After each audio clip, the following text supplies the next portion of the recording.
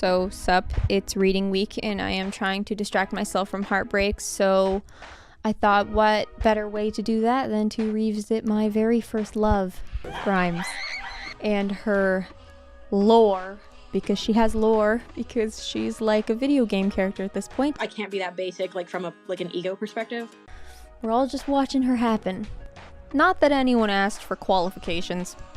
But, crazy embarrassing to admit, but yes, I ran Grimes Canada from July of 2017 to the end of 2021, I believe is when I stopped posting. So, I thought to myself, I love Iceberg videos, I want to really dive back into doing YouTube stuff and doing editing and connecting with people. What better way than to do the Grimes Iceberg, right? I may be a little removed from it now, but let it be known that from ages 14 to 19, I was fucking in it. I showed up to the popular kid Halloween party dressed as Grimes from Kill v Mame. Everyone else there was dressed as a sexy firefighter. I didn't get the memo. None of this is a flex. Nobody asked for qualifications. I'm showing you anyway because I feel like this is a part of me that's healing. A part of me is healing from the trauma and the stress of running a Grimes fan account when I was 16. I found this iceberg and I thought, if there's someone who's gonna do it, it has to be me. I will try my best to keep everything brief, but oh wow. Researching this was quite fun, quite interesting. Truly, I forgot how much shit there was. Good shit, bad shit, just a lot of shit. Here is the original iceberg. I have no idea who made it because they deleted their Reddit account. I just went ahead and I added more in each level that I believe are cool, important, or just like insane. If you get it, you get it. If you don't, this video is for you. So let's begin. Elon Musk. You know who he is. I know who he is. May of 2018, or as I like to call it, the beginning of the end, Grimes shows up to the Met Gala with Elon Musk. The internet explodes, and I feel compelled to download a Chrome extension that replaces his name with Grimes' boyfriend. The two have dated on and off since 2018, but Grimes has stated on numerous occasions that he is the love of her life, regardless of their relationship status. I don't think they're together right now, but honestly, who's to say? A lot of her most famous, iconic events, moments, situations either regard him, involve him, or are about him in some way. I mean, there's a lot I could say, but don't worry, we'll get to him. Oh, we're not done talking about this man. We are not done talking about this man. I really wish we were. The demon, this is so embarrassing, leader of the album. Ugh, God, I can't say it out loud. Rococo, or Rococo's basilisk, is a 2010 thought experiment that proposes the idea that in the future a malicious artificial intelligence would be incentivized to torture anyone who is aware of its existence, aka now you, yet did not aid in its creation or rise. In 2015, Grimes releases the music video for the lead single on Art Angel's Flesh Without Blood. The video stars a Baroque-styled 18th century character named Rococo who is bleeding to death, which is obviously a reference to Rococo's basilisk. In early 2018, Elon Musk goes to tweet a joke about Rococo's basilisk, but Googles it to make sure that nobody has already made it before. Lo and behold, he stumbles across Grimes' Flesh Without Blood music video, he reaches out to her, and that's how they got together. I've never been a Grusk fan, but this is like the most perfectly nerdy way that a relationship can begin, so I kind of respect it. To be honest, it's very on brand. Like, how the fuck do I end up in these fucking situations with these fucking, like, high-profile ass people? Why the fuck? What do you...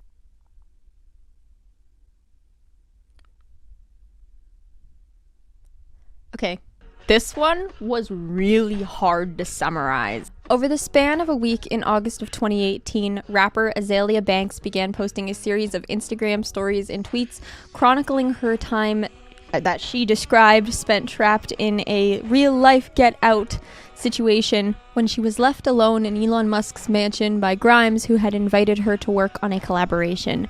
Because according to Banks, right before she arrived, Elon Musk got way too high on acid and accidentally tweeted a weed joke that fucked up Tesla by violating US securities law. With Banks, who is the last person in the world you would ever want to put in this kind of situation, physically being in the middle of hearing and witnessing way too much important legal information about the SEC's ongoing investigation from two people who have a history of chronic oversharing. Dog named Ginger. We had a really, really intense bond. She died a really horrific death. Like an anal infection, shitting everywhere and like convulsing. The last thing Grimes would want to do is piss her off. Grimes that weekend ditches Azealia Banks to a 10-day hacker conference named DEF CON in Las Vegas with Elon Musk, who was too petrified to go alone. But I think it's better you hear from someone who was actually there. So I'm just gonna start reading. Literally been sitting at Elon Musk's house alone for days waiting for @Grimes to show up and start these sessions. I have no idea when she's coming back. I'm going to wait one more day and then I'm gonna go home. Lol, I waited around all weekend while Grimes coddled her boyfriend for being too stupid to know not to go on Twitter while on acid. Then she had the nerve to go ghost and book me a first-class flight through Rock Nation as if she's big enough to send me out of LA. LOL, Elon Musk is better off hiring an escort. At least an escort would have kept her mouth shut about his business. He's got some dirty sneaker inbred out of the woods pap spear pussy meth head junkie running around town telling everyone everything about him, all because he needed a date to the Met Gala to hide his shrinking dick from Amber Heard. LOL, a fucking rebound. A beta male who took steroids and got hair plugs to convince himself he was the alpha. There is no reason that in this collab with Grimes I know so much about Elon Musk. Grimes really is an idiot. She also repeatedly mentioned only being invited over for some weird threesome sex shit, which is a recurring theme in this situation that I do not want to engage with. Whatever little fucking raggedy alien sex is trying to set me up for. A spokesperson for Elon Musk comes out after these Instagram stories go viral and claims that Musk has never even met or communicated with her in any way. But you don't just lie to Azealia Banks. Oh, I don't know her. So nigga, how the fuck did I get in your house? With all that fucking security clearance you have in your fucking house, nigga, you know who's coming in and out of your fucking house. Don't try to play me. Banks then shares screenshots of a private conversation between her and Grimes that conspired the week before she was invited to LA.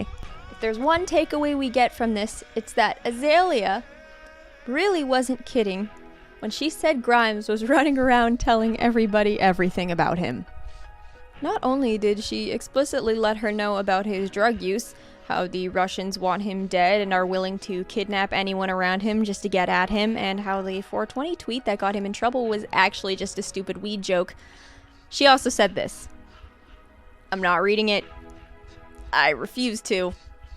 Anywho, immediately after that, Musk retracts his first statement and tells the New York Times, I saw her Friday morning for 2 seconds at about a 30-foot distance as she was leaving the house. I had just finished working out. She was not within hearing range. I didn't even realize who it was. That's literally the only time I've ever laid eyes on her. I don't want to put like my own opinions in this, but that sounds like something someone who's in hearing range would say. From here, Elon's contribution to the drama takes the form of Azealia's accusations of phone tapping, blackmail, and bribery. That's a whole story on its own. Grimes, however, we are not done hearing from. Thank God for that. If only she had gone ghost on Banks like her boyfriend did, maybe things would be a little bit different. But at 4 a.m., she had to give Azealia a real piece of her mind. So ensued, in my humble opinion, the greatest exchange between two people ever. Your drug dealer knows. Heard you got dumped, sis. Congratulations, you win. So stop being a sore loser and stop spamming me, you weirdo. You're gonna get in trouble, sis. Narc, narc, narc, narc, narc. You don't even have bone marrow, sis, LOL, or a decent pair of lips. At least I'm not fat. Or hips, or ass, or tits. You smell like a roll of nickels. You look like a little boy. You're not enough woman for a man like that, sis. You keep trying to provoke Paul, you're gonna get Elon in more trouble. I suggest you cool it. Elon is way out of your league, sis. Only thing that should be afraid of you, that should be afraid of you. After all of this, and he still wants to meet me. He wants me, babe. I'm sexy, babe. Want some food? Elon wants this fat pussy. You need an IV and a tan. Sorry, shouldn't have said that. Some breast implants, some lip fillers, and a burger. Didn't mean to make you feel bad. You could never, darling. You're a basic white woman, lol. I am by nature superior to you, dear. Good night. Good girl. Back down. Exactly the way I knew you would. Don't hurt yourself, babe. Sleep tight. Sweet narc dreams. Sweet narc. Okay, you brittle bone meth head. Narc. So that's the gist of it summarized. This saga goes really deep. I'm only reading the most vital, hilarious parts of the whole thing. Explaining all of it would take way too long, but just know that the full story includes NDAs and Azealia Banks being subpoenaed for trial by the SEC. I remember being on Instagram and refreshing Azalea's page every 5 minutes, just hoping that the little circle would light up. Back then, as a fan, I was mortified. But as someone now with a sense of humor, I really tried to keep this brief, but I felt like there was just too much important information that I needed to include. Brittle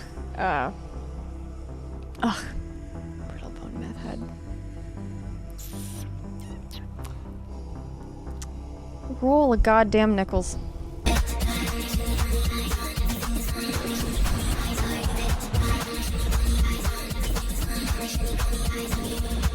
In 2019, Grimes posed as the face for the new Stella McCartney x Adidas collection. For the interview, they asked her about her training regimen, which she gladly goes into a lot of detail about. Bear with me, eye surgery is mentioned. My training is a 360. I first maintain a healthy cellular routine where I maximize the function of my mitochondria with supplements plus as NAD+, carnitine, magnesium, etc. This helps promote ATP and is also incredibly visceral. From this point, I spend 2 to 4 hours in my deprivation tank.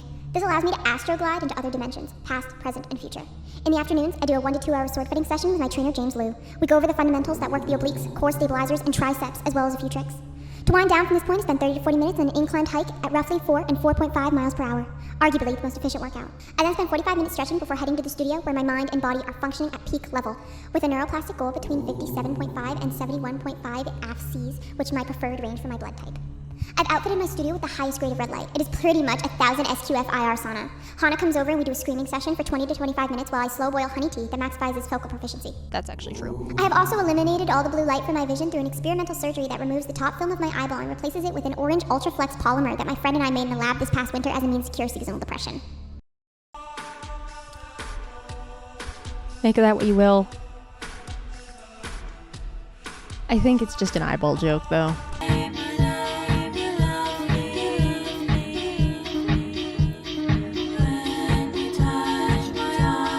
Grimes is a huge Dune fan. Her first album, Geidi Primes, in 2010 is actually a Dune concept album that's named after the planet in the fictional novel Geidi Prime. Geidi Prime? Anyways, the name was changed to Primes to rhyme with Grimes. Most of the songs on this album are named after Dune characters / locations. She's made a lot of Dune-inspired art. That's great. But I think this entry is referring to her getting fired by Warner Brothers as a promoter for the new Dune movie. There are things that are not deeply woke in the Dune universe, she said. But what did she do? So...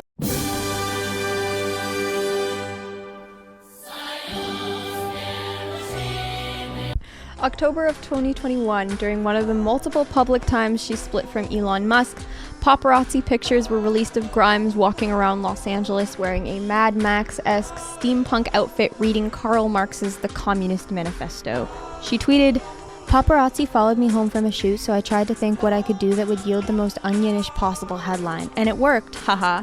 She's clearly playing on the joke that now she's not with Musk, she's flirting with communism as opposed to capitalism. Paparazzi had been following me for like 4 or 5 days. Everywhere I went, they were outside my house. They finally, had like a crazy car chase with my brother because they thought I was in the car. And then the guy was like, "Look, I'm on assignment. I need a photo of Grimes. I can't leave you guys alone until I get this." I was like, "Look, okay, I have this photo shoot on this day.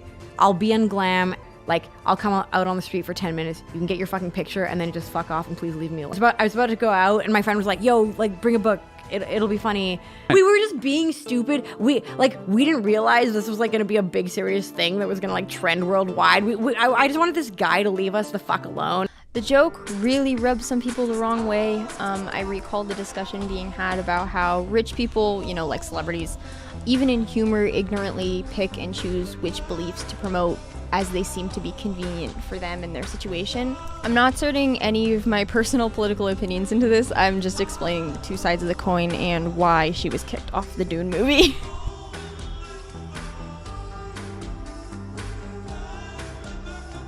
August 2022, Grimes tweets on several occasions about body modifications, vampire teeth, elf ears, and among other things that she was just open to talking about. September 2022, Grimes posts this. Knowing her by this point, I don't think everyone was too crazy in thinking this bitch definitely just got experimental elf ear surgery. It truly was not and is not out of the realm of possibility. She didn't though, thank God, because it's just too risky for a musician to fuck with your ears, especially for cosmetic purposes. She just got a fox eye facelift. She also said that she finished her next album while sitting in the plastic surgery clinic. Awesome. I mean, yeah, she has like the resources. She could totally, I think, successfully do that if she really wanted to. Other than going deaf. What has she got to lose?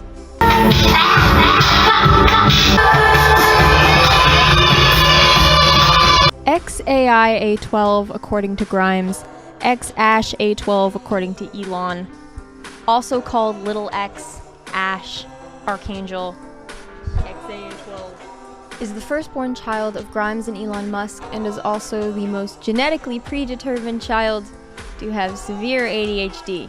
He was born May 4th, 2020, and his birth was announced on Twitter by Musk. They have also since had another child named Exadarch Sidriel Musk, or Y.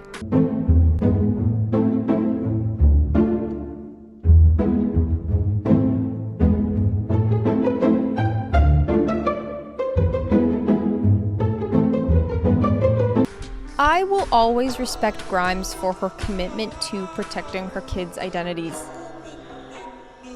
But I think everyone is really curious about how children with these names and these parents are gonna live their lives. I'm really curious to seeing how that pans out.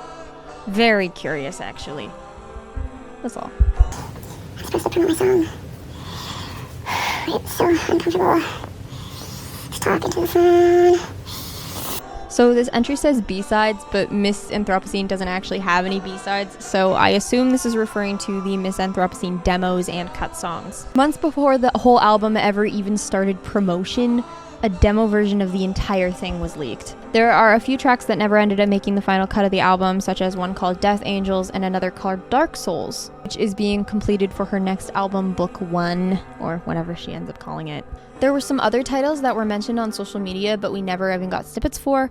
I remember being so excited for whatever Nymphs at Versailles, Favorite Psycho, and Blaze Forever Like a Useless Star were gonna sound like, but I guess we'll never know. Oh, and there's also that one untitled snippet that she posted one day. We never heard about it again.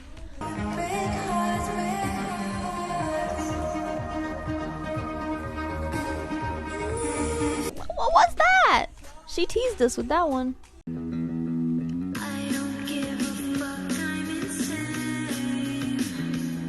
Okay, so in June of 2018, Grimes posted 2 snippets of upcoming Miss Anthropocene tracks, 4 AM and Adore You. In these videos, she shows her iTunes library where she's playing the demos from an album called 13 Decent Tracks, which we're going to assume is just Miss Anthropocene. We can see the original track list where a lot of the final songs have different names. My Name is Dark used to be titled That's What the Drugs Are For.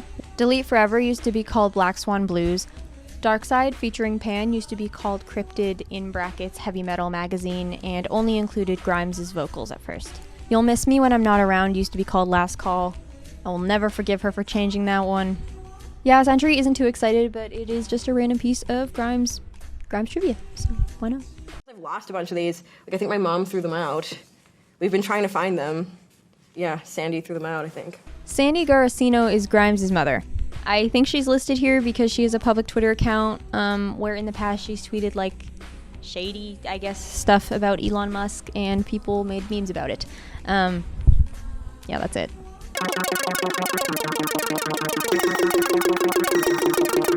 So this entry requires a content warning for sexual assault and the trauma related to feeling unsafe as a result. I will put a time marker on screen so you know where to skip to if needed. Go now, please. Okay. Grimes' most popular song, Oblivion, off of 2012's Visions, is about her experience as a victim of assault and the resulting trauma that left her fearful of men. She said in an interview, "It made me feel crazy for a few years. I got really paranoid walking around at night and started feeling really unsafe. The song is more about empowering myself physically amongst a masculine power, and the hate of feeling powerless, making light of masculine physical power, making it jovial and non-threatening. I took a typically violent cultural situation, I made it pop and happy." The music video further enforces the theme of reclaiming your space as a woman in a man's world. Grimes portrays herself as a naive, feminine figure engulfed in hypermasculinity, in situations where most women would feel uncomfortable, yet she's not scared. Art gives me an outlet where I can be aggressive in a world where I usually can't be, and part of it is asserting this abstract female power in these male-dominated areas. The video is somewhat about objectifying men, not in a disrespectful way though. I think things like this will always be why I adore Grimes and her art. We can hear a lot of crazy things about her, we have heard a lot of crazy things about her, and we're gonna hear a lot more, but you can't deny that her art, that shit's powerful. Art is powerful even if sometimes you don't always agree with its creator, and I think that's something that's important to mention here.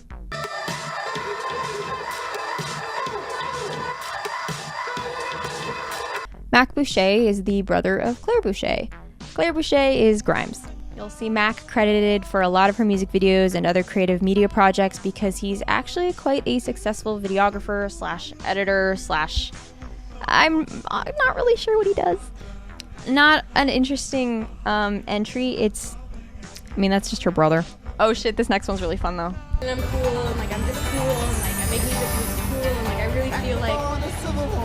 After the release of Visions in 2012, an old article from Minnesota newspaper The Star Tribune resurfaced that describes a Huckleberry Finn-esque adventure of Grimes and a friend attempting to sail down the Mississippi River on a DIY 20-foot houseboat full of live chickens and potatoes. The intent was to sail down to New Orleans, but they only made it to Minnesota over the span of 3 weeks before the boat broke down and the police put a stop to everything.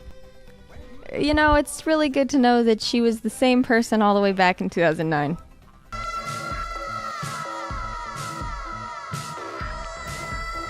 Pitchfork is a digital publication that reviews, ranks, and provides current news on music. Their slogan is the most trusted voice in music, but almost no one takes them seriously, especially the musicians themselves. I'm not sure what this entry is referring to specifically, but Grimes does have a rocky history with Pitchfork, as she does with a lot of media publications. Firstly, they're the first outlet that began speculating and gossiping that Grimes had scrapped an entire album because of the negative reception to Go featuring Blood Diamonds. I'll discuss the scrapped album in a later entry, but just know that Grimes had made it clear on several occasions that her lost album had nothing to do with the critical response from Go, because it was never intended to be anything more than a single. In a deleted tweet from September of 2014, she wrote, "Pitchfork sucks. I scrapped that album like 7 months ago. Music journalism, shaking my head." And these days, with the amount of news articles being written about Grimes and her growing lack of filter on social media, Pitchfork has capitalized massively off of clickbaity titles and tabloid-esque behaviors. She still actively works with them on stuff though, and a lot of her most iconic performances and interviews are from Pitchfork events. Pitchfork's interesting. It feels like a lot of musicians hate them, but they do hold such a vital part of our industry right now, where it's like, even if you don't actively like Pitchfork and don't really want to work with them, if they ask you to do something, it would probably be in your best interest to go away to go with it, you know? I don't think we did a great job. Like, we couldn't even render hair, so we just had to make her bald because we like couldn't get good hair. Although it's kind of a look. War Nymph is a digital avatar created by Grimes and her brother Mac, that at first was thought to be the album character from Misanthropocene, but was only later used for an NFT collection drop. The whole collection sold for the equivalent of 6 million USD in less than 20 minutes. The War Nymph Instagram was where images of the character were shared, progressively growing from a baby to an adolescent. It was a pretty cool idea, even though I think some of the infant renders were interesting. But one day, she just stopped and she never continued the project. The War Nymph Instagram has since been transformed into another possibly ditched digital avatar project named NPC, which I will talk about in a later entry. I almost forgot to mention, but there was also a War Nymph radio, which featured Alexa Demi on their first episode. These were just Grimes DJ sets for about an hour or so. psychedelic, dream pop rave. Goth. No goth, not right now. It's the summer. The original title for Grimes' second album was actually glossolalia, a term commonly used in religious context to mean speaking in tongues. She then changed it to Dragvendil, name origin unknown, most likely made up, before finally settling on the name Halfaxa, a made-up word that is essentially a bastardization of the Canadian city Halifax, where she spent the summer with her friends that inspired her to create the album. The neon statue cover is the one that most casual listeners know because it's the one that's displayed on all streaming platforms. It has two variations, one without the text being more common and the one with text being my personal favorite of all the options. However, this cover is not the official cover according to Grimes herself. The true Halfaxa cover is this black and white original drawing that most people know from owning the physical vinyl copy of the album. There's this other drawing variation that a lot of people also consider to be the album artwork, but don't quote me on this. I'm pretty sure this was like just a special release cover or just a ditched album artwork that didn't make the final cut. There's actually a lot of Halfaxa artwork that she did. Damn, this album. I love this album. Small anecdote. I tried so hard to find out if there was ever a Halfaxa vinyl with the neon statue cover because one time I saw a photo of some guy with all of her albums displayed in vinyl cases and he had the statue cover. This is such an unpopular opinion of mine, but the statue cover with the text is the superior artwork. It just represents the sound of the music so much better. Sunset a little hot and on fire. Sunset ain't nice. From what I've tasted of desire, I hold with those who say the fire. But if I had to perish twice, I think I know enough of hate to say that for destruction, ice is also great and would suffice. You know, different day. Still going through it though, so we're just gonna continue with layer 2. Hi, it's Grimes, and you're about to watch a sneak peek from Fox's new singing competition show, Alter Ego. You guys have to tune in. Well, you don't have to, but it would be nice. Alter Ego was a singing competition show from late 2021 that had contestants rigged up backstage and rendered as digital avatars on stage with motion capture technology. With Alanis Morissette, Nick Lachey, and will.i.am comprising the full panel, the show aired on Fox in September of 2021 before being shelved indefinitely after one season. I'll be honest, it was like kind of a cool idea. I have a theory that the reason she doesn't talk much on the show is because the editors got annoyed with her like talking too much, so they just like cut all of it out. But she did get emotional over contestants, so I guess the fans got the heartwarming moment that we all deserved, right? It's me, Lizzy Wizzy. Sit, please. Let's talk. Lizzy Wizzy is a cyborg superstar from the game Cyberpunk 2077, voiced by and partially inspired by Grimes herself. There's only one questline in the entire game where she's featured, and it's called Violence, where you are hired to investigate her boyfriend who believes she's having an affair, only to find out that he's actually plotting to create a backup copy of her personality. I recommend reading the entirety of Lizzy Wizzy's backstory because I'm 90% sure CD Projekt Red gave her like full creative control over that. She also accidentally revealed a large portion of her character's plot before the game came out, and I don't think that made them too happy. Out of Lizzy Wizzy, we got the single Delicate Weapon from the Cyberpunk 2077 soundtrack, a surprise DJ mix album titled This Story is dedicated to all those cyberpunks who fight against injustice and corruption every day of their lives, only available on Apple Music, by the way. And that one interpretive lip-sync performance of 4am she did at the Game Awards in 2019 while very pregnant that Elon Musk forced everyone to give a standing ovation for.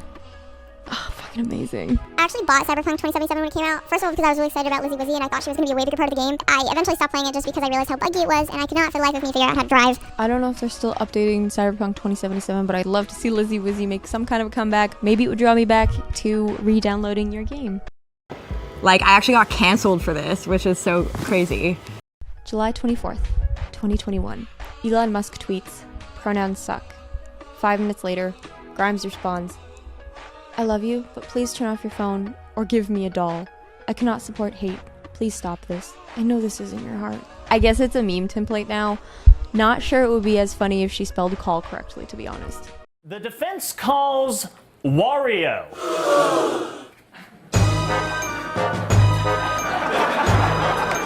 On May 9th, 2021, Grimes appeared as a special guest in one skit alongside weekly host Elon Musk. Elon played Wario on Trial for the Murder of Mario, and Grimes played Princess Peach, the cheating whore wife of Mario. She had 2 lines. Luigi, no! He's got a red turtle shell! Miley Cyrus performed that day. They met. It was a great moment. Unfortunately, Grimes later revealed that she was hospitalized after the taping due to a panic attack. She wrote on Instagram, "Forgot to post these because somehow caused myself to have a panic attack and went to the hospital yesterday, which to be honest was quite scary, and I suppose is a good time to start therapy. But nonetheless, wow at Miley Cyrus is good live and so chill. So grateful to the SNL team for being so kind and letting me sneak in as Princess Peach, and so proud of my beautiful E, which I know will upset the Grimes fans, so I apologize in advance, but he killed it." You know, something that's been consistent about all of this is that Grimes is very aware that her fans, like, absolutely hate him. So, you know, thanks for the warning, I guess. I still really wish I didn't have to read that, though. I have a proposition for the communists. After Grimes and Elon Musk appeared at the Met Gala together, fans had noticed that Grimes removed the anti-imperialist portion of her Twitter bio. Putting two and two together, a lot of people ran with the idea that she removed it from her bio because she began dating a capitalist billionaire. As someone who was religiously monitoring her social media at this time, waiting for new album news, I can confirm that she did indeed change her bio at least a month before they ever were rumored to start talking, just because she changes her bio a lot. Someone probably just found an old screenshot of her Twitter account with the anti-imperialist in it, and now it doesn't have it there, and she's dating Elon Musk, and it just kind of like... rumors, that's how rumors start. I like completely understand why people made this connection. I'm gonna be honest, it kind of like tripped me up for a bit as well because people were really adamant about this. But yeah, again, Grimes said it has zero relation to them dating, and I think it's still pretty funny.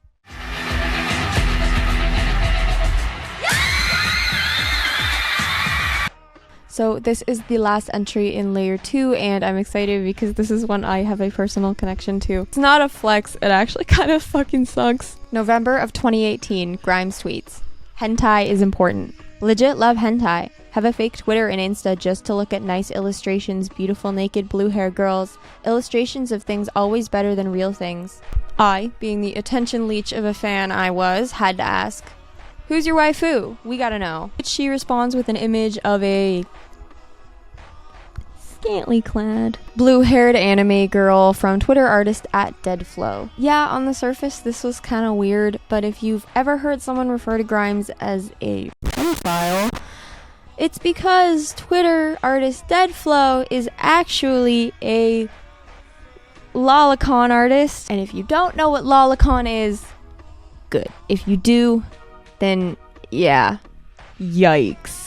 A real bad day for her publicists. I honestly don't even know if she has publicists. Just, you know, please crop me out of screenshots in the future. I can't have this to be my most popular digital footprint. Cool. That was great. Thank you so much, guys. Glad one of these still exists. Vintage projector thing. Okay, I'm gonna go. Oh no, that wasn't the best access.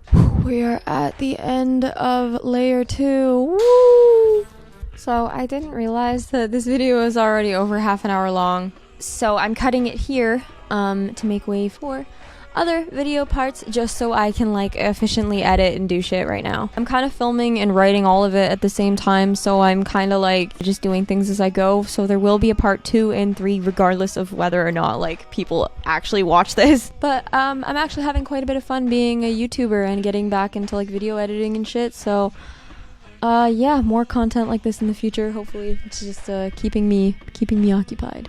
You know, they'll get more like structured I guess as we go, but no promises. I'm still pretty disorganized. Yeah. It was always something I found really funny is when Grimes came out in that interview and she was like, "I can't burp." That's fucking crazy because me neither. I burped like 2 or 3 times in my whole life. I don't burp. I physically can't do it. It like hurts. It gets to a certain point and then it just goes down. People who burp are weird.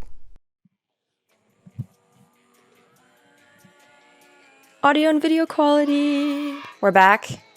Way better setup in my new apartment. Still kind of like reading off of a script over here. I have no idea when you're seeing this video, but as of right now, it is June 10th. I have a live set coming up in 2 days, and I'm not finished. I always do this to myself. As of recording, I do not have access to my Grimes Canada fan page, which is a little annoying. There was actually a time where a lot of her fan pages got hacked, so I got really paranoid and made like a really hard password that no one can guess. So it's just a bunch of, I think it's just a keyboard smash, to be honest. So lest I find that tiny little piece of paper that 15-year-old me hid somewhere, I don't think we're getting back in. I just didn't realize that I lost the password. I didn't realize I logged out. Actually, chances are I'm probably still logged on somewhere. We'll have to see. If you're here, I'm assuming it's because you've seen part 1. If you haven't, fine. A little weird, but you're welcome here anyways. I'm taking all of your comments and suggestions. I'm hopefully not going to be doing much of this. Hope this time. But my ego feels really fueled by all the people telling me that they enjoyed hearing me talk for 30 minutes straight. But without further ado, get your scuba gear on. We're diving. Don't you know who I am? Grimes. So these were separate entries at first, but the whole story is connected, so it's best just to explain it all in one. Back in 2018, fellow alt-pop girl Poppy revealed in an interview that she and Grimes had collaborated on 2 songs, one about power and the other about destroying things. Play Destroy by Poppy featuring Grimes was released spontaneously on YouTube one day before Poppy's new album release, with only these photos on social media posted beforehand hinting at a collaboration, which were deleted everywhere about a month before the song dropped. This was the first time that Grimes fans had heard her voice in a brand new song in a few years, so you'd think it'd be a big deal. And it was a big deal, but like, later.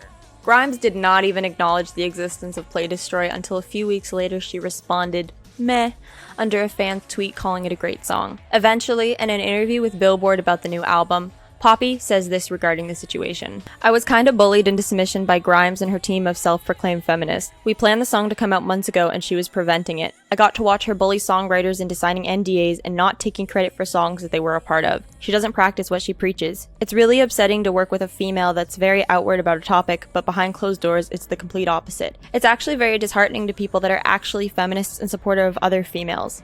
Not a fan of the way she says females, but like, alright Poppy. This was happening like literally right after the thick of the Azealia Banks drama, so it's not really a big surprise why Grimes didn't respond right away, but she was forced to confront the situation in the wake of the release of her upcoming single, We Appreciate Power featuring Hana. Back when the two had been cordial, Grimes tweeted this photo alongside lyrics from We Appreciate Power, indicating that this was the song about power that Poppy had first referenced as theirs. A lot of people, Poppy fans, started attacking Grimes and Hana for stealing the song. But producer Chris Geidi and Hana confirmed it was originally supposed to be theirs. Maybe the song was conceptualized with Poppy, but we don't actually know if a recorded version actually exists. Finally, Grimes pulls out the Notes app and decides to respond to Poppy. "Poppy, you dragged me into a disgusting situation and won't stop punishing me for not wanting to be a part of it. I don't want to work with you. You leaked the song anyway. You got what you want. Let it go. I feel stupid responding. I hate tabloidy drama. I'll delete this shortly, but I'm just defending myself. Would love if we could all just get back to work." So despite Poppy giving the more solid message about the situation, most people assumed that something a lot bigger was happening because of Poppy's then situation with creative partner Titanic Sinclair. If you don't know any of the Mars Argo Titanic Sinclair Poppy rabbit hole, that is a huge story on its own that I'm not really qualified to speak about. But just know for the sake of the story that Titanic is like a horrible person. So people didn't take Grimes not wanting to be associated with Poppy too seriously. Well, I mean, Grimes also followed Mars Argo around this time, so. Eventually, Poppy and Titanic Sinclair split ways and she called him out on social media for being controlling and abusive. 2 years went by before Grimes finally returned to the beef by responding to a comment on Twitch.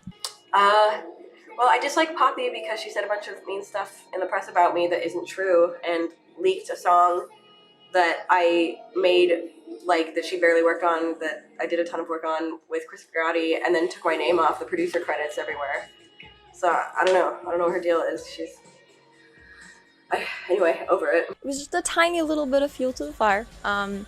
But Poppy had a strong word response. She never had any production credit on Play Destroy because she never touched a computer, guitar, or synth the whole session. And when we were recording vocals, she was trying to get me to sing the whole song because she was too insecure about her own voice. So no, incorrect. And I'm tired about the misinformation floating around, people taking credit for my contributions, etc. Since this comment, the drama has completely died. Maybe perhaps covered by an NDA. But Grimes did say last year on YouTube Live, "At Grimes, how do you feel about Poppy now that she dropped Titanic? Prob she is nicer now. We haven't spoken, but I suspect that was the issue." And as of December of 2022, she's sticking to defending her songwriting. Finally, I'm not sure when, at some point, an unreleased skit featuring Grimes from Poppy's YouTube channel leaked. Most likely would have just been used as promotion for the songs. Now it's just a memory of what could have been. It's time for you to leave Hollywood, Poppy. No. Nobody wants you here. Why? Don't you know that everyone hates you? Why? You need to get out of here now. Stop this. Don't you know who I am? Grimes. You're gonna pay. Poppy is not done being mentioned, by the way. Grimes, as one person, cannot represent more than a couple ideas. That's why I started developing some of the other characters, like really abstract from like who I am or how I am. You can start being an actor and like start like adding in more voices and start realizing that you don't just have to like, not everything just has to fully reflect you. The art angels are the face of it. So like the Miss A entry in The Last Air, Art Angels doesn't have any B-sides, so I'm just assuming this is referring to the unreleased tracks. Maybe this is the music nerd in me, but guys, B-sides, unreleased songs, demos, they're not the same thing. Do you know what a B-side means? Idiot. Sorry. There actually aren't, to my knowledge, any high-quality clips of scrapped Art Angels tracks, just clips of live performances and snippets. The most famous unreleased song from this era is called David, and it has definitely become a rare fan favorite. Someone remade a studio version of this song using the live audio, and it bangs. You might see some hardcore fans begging her under stuff to release it, but I'm pretty sure that possibility is like slim to none, because it's about a friend who passed away. Oh, and she constantly loses files, so I highly doubt that she even has it. Here we also have Sleepwalking.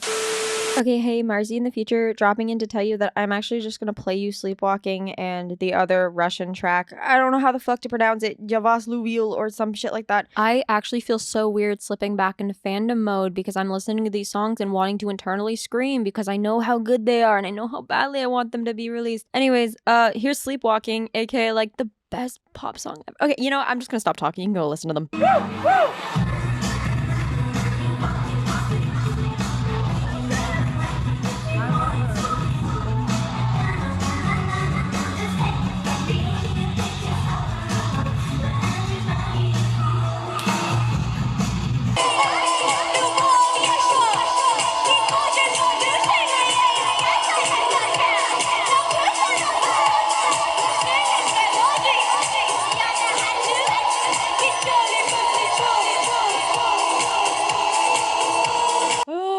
Why didn't she release them? They're better than most artists' like officially released songs.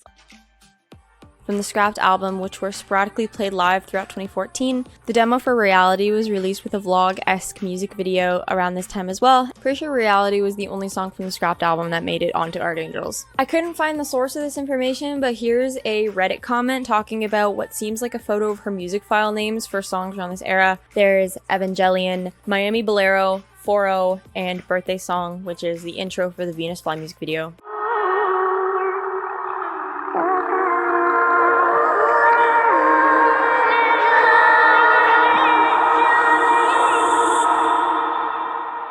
Miami Bolero is apparently in Spanish. I would do anything to hear Grimes sing in Spanish. Grimes es Latina. She already sounds like a Spaniard.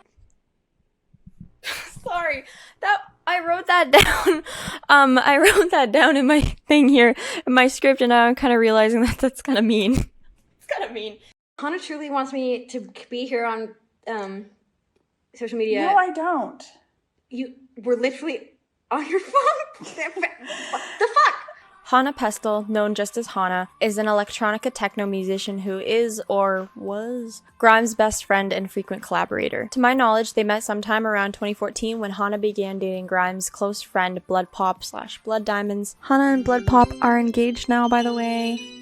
Congrats. They coined their duo name Trashique and ran the Instagram together for a while. I'm a little lazy, so here's just like a list of their work together. We Appreciate Power by Grimes featuring Hana. Hey, we've been here before. More about this one in a minute. The Acid Rain Chronicles was a visual project of 7 music videos shot on an iPhone during Grimes' Acid Rain tour across Europe. Butterfly, World Princess Part 2, Scream, and Belly of the Beat from Archangel's Got Videos, as well as Hana's tracks Underwater, Avalanche, and Chimera. Mac, her brother, played a large role in filming and directing as well. Overall, just a very fun collaborative effort. Dark Come Soon is a cover of the Tegan and Sara song released by Trashique in 2017 as a part of the 10th anniversary of the album it's from. This cover got so slept on when it came out, but I was obsessed with this one. Dark, you can't consume enough for me. I'm the ones who never liked you. Miscellaneous bestie stuff. The Ave Maria cover. Hana opened for her on tour. I don't know. They were just like best friend goals for quite a while, and I hope they're still friends. I don't think they would fight and break up. I don't see that happening. But I don't know them. Yeah, it's funny. I said Grimes wouldn't do a lot of things. And here we are, so.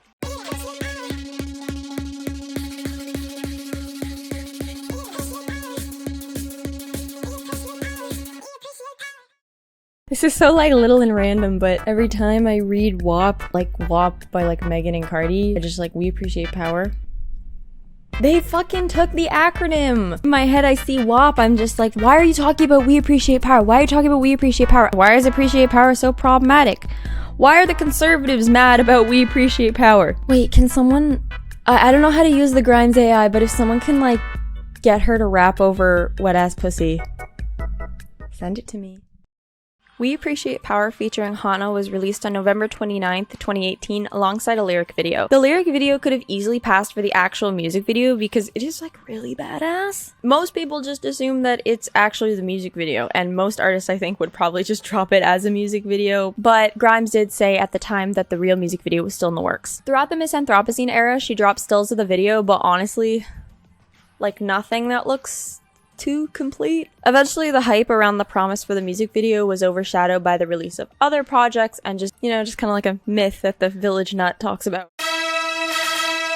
Here are a few comments that say it was ditched due to editing complications, drawn out album release, shout out Elon and Azealia for that one, and her getting pregnant. I would love to see the music video for it, but I'm gonna be honest, I don't think we're getting it. That's being a Grimes fan, you just gotta learn to move on.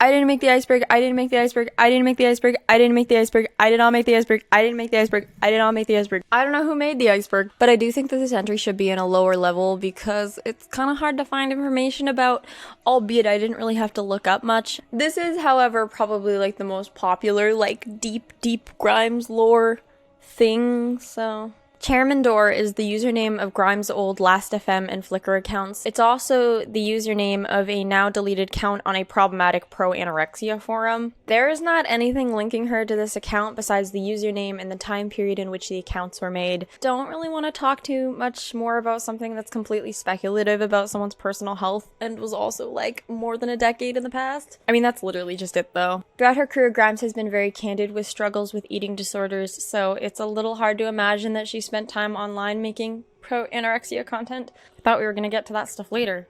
Wasn't ready to get all like sad. Oh,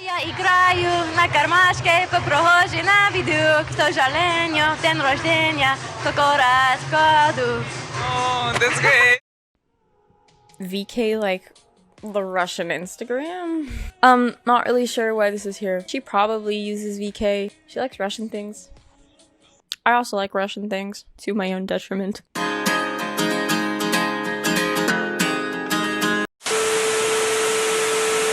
I'm really into this weird recipe I made called sludge. You take like a ton of veganese, a ton of sriracha. Weirdly, celery tastes really good in this. Tomatoes, throw it all in, and you just make this sludge. It's like weirdly good.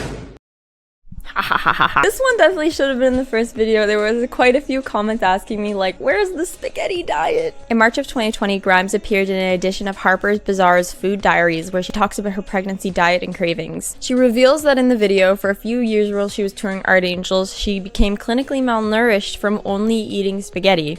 On the last tour for my last record, I was like, the only reliable food is spaghetti. So I was only eating spaghetti for like a year or 2 years. I only ate spaghetti. And I was just like so sick. And my hair actually stopped growing. And I went to the doctor, and the doctor was like, you actually are malnourished from not eating vegetables or meat and just eating spaghetti for 2 years. She also said some really concerning things regarding her other diet habits, none of which would be recommended to you by a healthcare professional. Usually I wake up and it's a struggle. Normally I just don't eat all day and then eat one giant meal at dinner. A thing called butter toast. Melt like a stick of butter, put toast in it, and then turn the toast over, and it's like toast is completely saturated in butter. I love hot dogs. They don't kill cows for hot dogs. Typical breakfast is the butter toast. I actually hate fruit. I basically hate everything besides carbs and fat. I actually dislike vegetables pointedly. It's just like vile. It's like broccoli. Like what the It's like actually disgusting. I don't know how anyone eats it. So to clarify, I usually go to bed around 6 in the morning. My lunch is technically kind of like my dinner. Veganese, I would say, is one of the few vegan things that's profoundly better than the original. I would die for veganese. I wouldn't die for vegan. I mean, that's hyperbole. Although, because she was pregnant at the time, she did say she was eating more properly. I can't not think of, like, the fucking couscous thing that she does. Honestly, though, like, as someone who's a very strange eater and is also possibly clinically malnourished from only eating spaghetti, I respect it. Anecdote time, because there needs to be an incorporation of how for some reason I was weirdly connected to all of this. So back in 2018, a bunch of Grimes Instagram fan pages and I were in this big group chat together. I added Grimes to the group chat because she followed me, and when you follow someone and they add you to the group chat or they send you the message, it doesn't go in your request, it goes straight to the top of your inbox. We were always talking in there, so I knew we were always at the top of her inbox. She would occasionally pop in to like say hi or just like randomly like a message. I hope I can find screenshots of this, but one time we actually had a pretty lengthy conversation with her that ended in her saying, "I have to go. My spaghetti is about to boil over." Or something like that. I know she mentioned spaghetti boiling over. I'd like to think that I witnessed history live as it was happening. You're filming? Yeah. Oh, you just want a picture? Sorry. Whoever made this iceberg dead named Jamie, so I had to go fix it. On Pride Month. Once again, disclaimer for my impartiality. I'm just your friendly narrator. Sorry, I'm checking my phone. I still have tweet notifications on for Grimes. I don't know, I just never bothered turning them off after all these years. Jamie Brooks, who releases music under the name Elite Gymnastics, was Grimes' partner from late 2012 to early 2018. They adopted a dog when they were together who Jamie now has named Q, short for Quiet from the Metal Gear Solid franchise. Sidebar, after they broke up, Jamie posted one day about like people trying to like get at the dogs and stuff. It's true, Grimes has like an abnormal amount of stalkers and like weird people. I don't know someone at her level of fame who has had this many instances of like people being very creepy and obsessed over them. There's probably other artists who are dealing with the same thing, but I can off the top of my head name like maybe 5 Grimes stalkers. 4 if we're excluding me. I feel bad covering like personal information, but all of this is public fandom knowledge, so. Sometime in 2020/2021, someone asked Jamie on anonymous messaging app Curious Cat a question about Grimes, and she responded. I'll just read it. This question's so fucking goofy. What the fuck is the question? Hi, I asked you about your daily job once because I believe that you are the real songwriter and producer behind Grimes. Really, what the fuck? I don't expect you to admit anything or to write back, but a lot of Grimes fans are suspecting that, and for good reason. Just look at the timeline. Anyway, that's probably the reason you get asked that a lot, and people are gonna ask you that until your ex produces something reasonable. Jamie responds, "This is a bit of a long one, but it's all like saucy info." Saucy.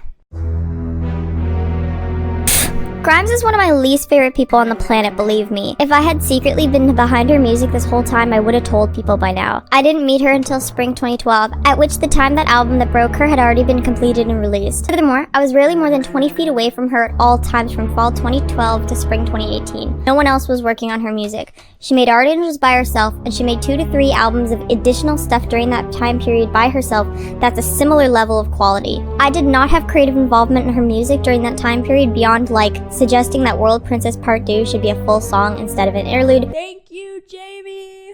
And helping sequence the track list.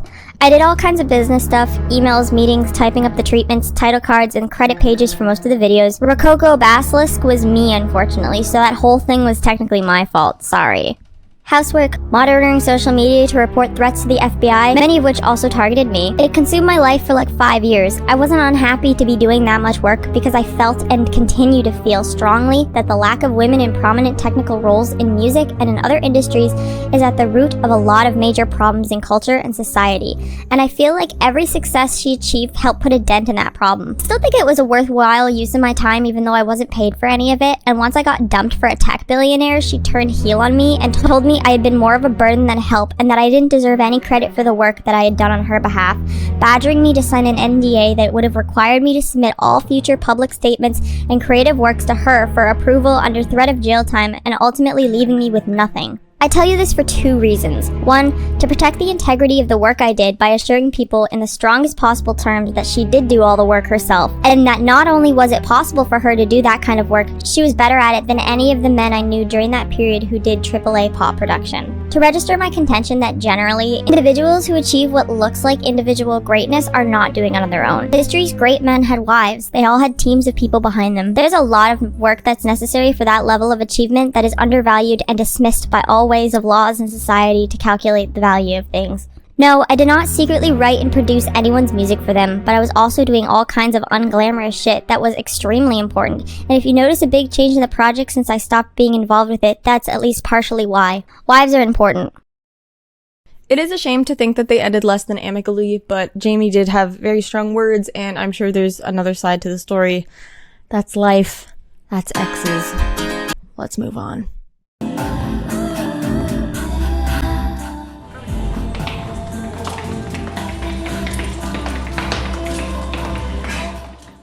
McGill University is the school she relocated to in Montreal, where Grimes majored in neuroscience with a minor in Russian. She was a student for a few years until she was kicked out / automatically unenrolled for missing all of her classes due to touring obligations. The music video for Oblivion was very obviously shot on campus. This was her Montreal crackdown era. She talks about a little bit in her lovely Spotify bio. But this statement caused controversy. Some people will say that she was living in luxury at the time because she comes from an upper middle class background and had moved out of province to go to school. I can't tell you how true the luxury thing is based on this 2010 documentary about Grimes named Human Heart by Emily Kaibach. Doesn't look too fancy to me, but it's not a point of criticism. I'm also an upper middle class Canadian. I guess this is my Toronto crackdown era. I have a few friends who go to McGill, and I also considered applying myself. Then I realized I would be surrounded by the Quebecois as an anglophone. Canada is actually like a really small country. Anyways, her first year in McGill, she went to a party and met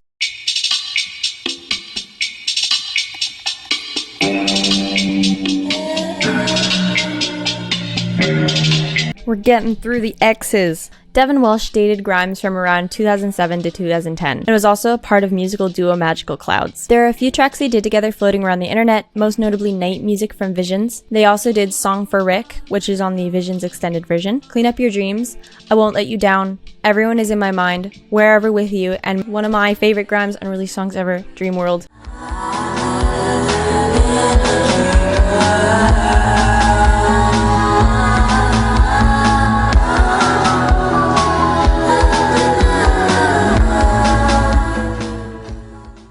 Oh, and obviously there's the song named Devon from Halfaxa.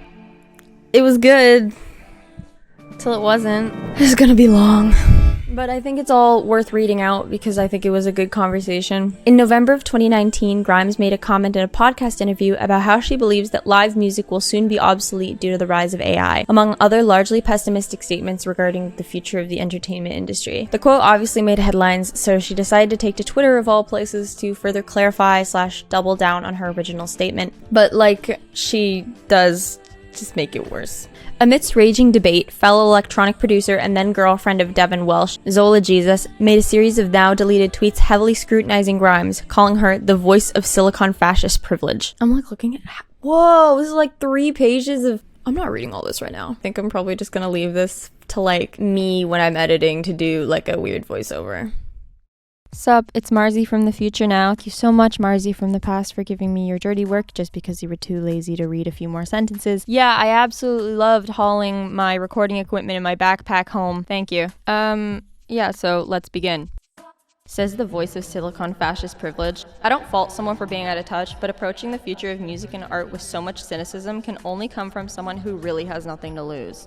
Her new song is really beautiful. Artists are complicated people, but danger comes from unchecked wealth and power. No beef. I'm just over here trying to reanimate the dying corpse of the only thing that gives me pure meaning and joy is all. I'm not a musician second, third, or fourth. Music and performing live music rituals is my lifeblood, one and only. I'm about to delete all this, but I feel very stressed out by waxing poetic about robotic futures. Maybe I'm too much of a humanist to think that it's a good use of our potential for evolution. The further we distance ourselves from humanity, the easier it will become to oppress us. Then, Devon jumps into the conversation. Full conversation is available in the Stereogum article. I'm only reading the important parts of it because it's a lot of AI discussion, and honestly, I don't care. Like, about AI. Like, I don't care. Really don't care. Lol, sorry, but fuck this. This is Silicon Valley fascist propaganda. These are things we have the power to decide. I'm not willing to cynically dismiss our humanity away so easily like this. A small handful of companies profit immensely by pushing people towards this shimmery, perfect Photoshop world. We can fight back. Don't believe the hype. Silicon fascism is real and has vested interest in framing technological domination as the natural progression of things. It isn't, and I think most of us are not interested in being owned by unelected Silicon Valley kings. Live music is spiritually important. We need it. We have to fight for humanity and work hard to dismantle narratives talking about the inevitability of technological domination. We have to stand in solidarity with our fellow musicians who are out there working hard and doing good things. Dangerous narratives must be challenged. Glad the Grimes interview has sparked a conversation. Ask yourself, what side are you on? Silicon Valley fascism and the bird's eye view of billionaires? Music has been our spiritual lifeblood since forever. We have the choice to continue that, but it involves taking a stand. Then Zola jumps in a little bit again. Assuming music is better automated by AI assumes people don't need to make music in order to feel connected to themselves and the world at large on a spiritual level. It's approaching the idea of music solely as commodity, which feels naive and ignorant. I have an issue with people who are completely disconnected from working class struggles attacking a system that they don't rely on to survive like others do. This shouldn't be about musical elitism. I've seen tons of great music that did not involve exceptional talent on an instrument. It's about a mode of thinking where technology will inevitably replace real human culture. Let's not turn our noses up at amateur musicians. Musical skill is irrelevant to musical expression. Most of the shit that has moved me has not been made by people that studied music. The musical ecosystem we should be the most concerned about preserving is the one for amateurs, beginners, experimenters, and those coming at music uniquely. I'm ashamed of being a messy bitch today, but I do feel like I need to stand up for the headline, guttural act of music, and how it is to declare it something we'd rely on computers to do for us instead. Like, the whole point is doing the purge, at least for me. Like, not everything is done for the product to sell, especially not art. I was feeling bad about posting that shit yesterday until I saw a video of Crimes on stage pretending to be an AI introducing Elon as her creator. And I'm like, nah, my judgment's sound. Music is only ever a means to an end in creepy ass big tech worship. Some people value power and proximity to power above all else. It's coming from someone who doesn't tour and has no real incentive to. I felt like her comments were coming from a place of privilege, unempathetic, and lofted far above the reality of most working musicians, but I don't blame her. Before I get to Grimes' responses, here's the AI creator video Zola was talking about. In the picture, there will be no straws, I promise. Los Angeles, November 2019. The skies are polluted. The world is addicted to oil. But we're here to offer a solution. The Cybertruck. The #1 mode of transport for a cyber girl. The greatest evolution in vehicular, fashion, and function. I now present to you my creator.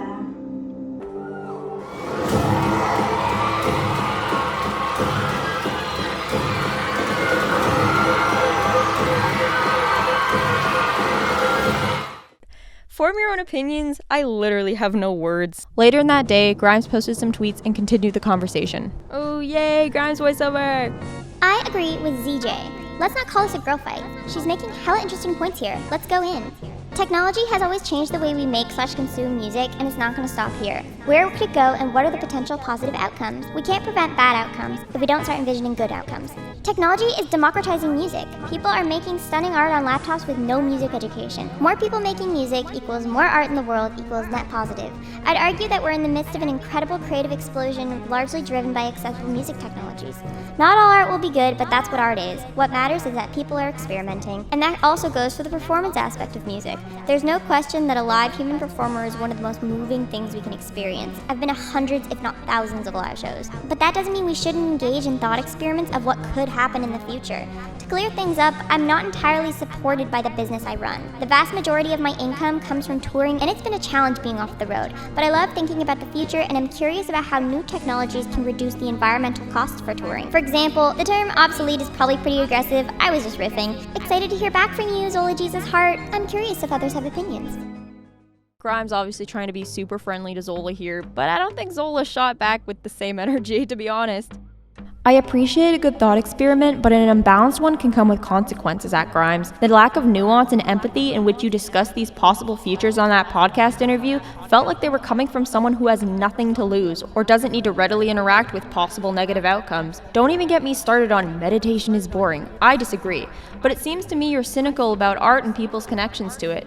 But instead of refusing to double down and engage with humanity harder, you're making the choice to step back and let the more negative aspects of our society and this negative future lead your connection. AI avatar, so you don't have to actually talk to your fans. It seems entitled and ungrateful, and something that can only be done by someone who really doesn't want to have a better future and more honest human connection. I say this because all these dangerous narratives make me want to do the opposite of what you seem to want to do about it, which is why I feel like even though bringing up these hypotheticals is a good start, the only alternative you give us to all of this is become DJs. I didn't train for 10 years to become an opera singer just so I could press fucking play. Okay, I'm putting the fucking DJ scratch in there. Hold up, I was a fan of everything she said up until this point. Just diminishing the work of DJs down to pressing the play button is just so fucking gross and wrong, I think. But her point still stands. I still agree with her on the main point. I just needed to chime in and say, Zola Jesus, you're hella wrong for that. Okay, back to the thing. Not everyone wants to be a DJ, and not everyone makes art just because it'll make them money or popular. Art does not have to be inextricably linked to wealth and power like it seems you're focusing on, because for musicians like me, it's not. I totally agree that AI can and has been used as a tool to make art in beautiful ways. I also agree it's important to discuss what possible futures there are. But art is not always bound to tech innovation. Otherwise, why would I train to be an opera singer when microphones exist? Oh, and at Grimes, Silicon fascist privilege is the perspective of someone who is so siloed in 1%er neoliberal big tech world. They refuse to see their evangelism of technology as coming from a place of privilege and power, i.e. techno-fascism for short. I'm not necessarily saying you're that because I don't know you and I give the benefit of the doubt that a lot of your dialogue may be roleplay, but that interview had hard whiffs of techno-fascism. Techno-fascism is a legitimate threat in this country, and we're already having to fight the unelected and unchecked power of big tech's impact on our liberties. To my knowledge, the conversation didn't continue past that, and Zola has since deleted all tweets related to the incident. Devon, however, engaged one last time. In the summer of 2018, there was a giant Apple Behind the Mac billboard featuring Grimes that loomed over Mile End in Montreal, the neighborhood where our shared music community used to be located. Also, this is the context for listening to musings about the end of live music and AI supremacy. I assume Apple pays? I did the ad because I think it's valuable for female producers and engineers to be visible. I gave money to a charity for girls who code. Calm down, Dev. Whew. That was a long one. There might be more, but that's the main story involving Zola. Messy, very messy. Calm down, Dev. She's so unserious. No, Boinemir. Voignamir was Devon's cat from when the two were together. Most fans know Voignamir from the intro to Wergild from Halfaxa.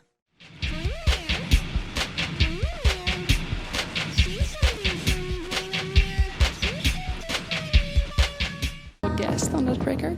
No, I think I like sampled my cat. I was yelling at my cat trying to get him to like talk because I wanted him to meow and he wouldn't meow. But the sample, because I was like, come on, Voinemir, say something, Voinemir. And then it was like such a creepy sample that I put tons of distortion on it and then just like put that in.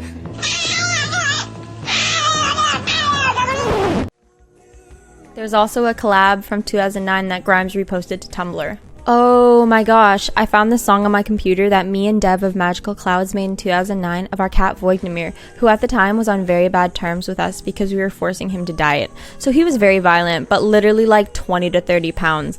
I don't know why it sounds like indie rock, haha, neither of us really make music like this. Unfortunately, Voignamir passed away in 2015. Very special cat.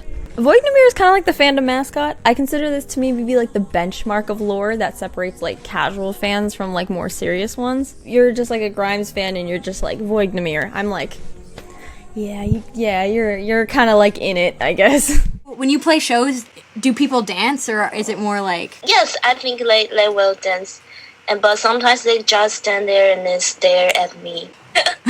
My camera says low battery. Please don't do this to me. Aristophanes, known now as Pan, is the Taiwanese rapper featured on Scream and Darkside. For Art Angels, Grimes says she knew she wanted to collaborate with a rapper, but didn't know who until she stumbled across Pan's SoundCloud and reached out to her. Pan is a Taiwanese rapper. You know, I sent her some weird song that sounded like kind of like Pantera with beats, and I was like, do you want to work with me on this? Pan had no idea who Grimes was at the time, but researched her and said that her music blew her mind and accepted the collaboration offer. Aside from Scream and then Darkside on Misanthropocene, Grimes produced and features on Aristophanes' song Humans Become Machines, which I'm kind of realizing now sounds a little bit like 4 a.m.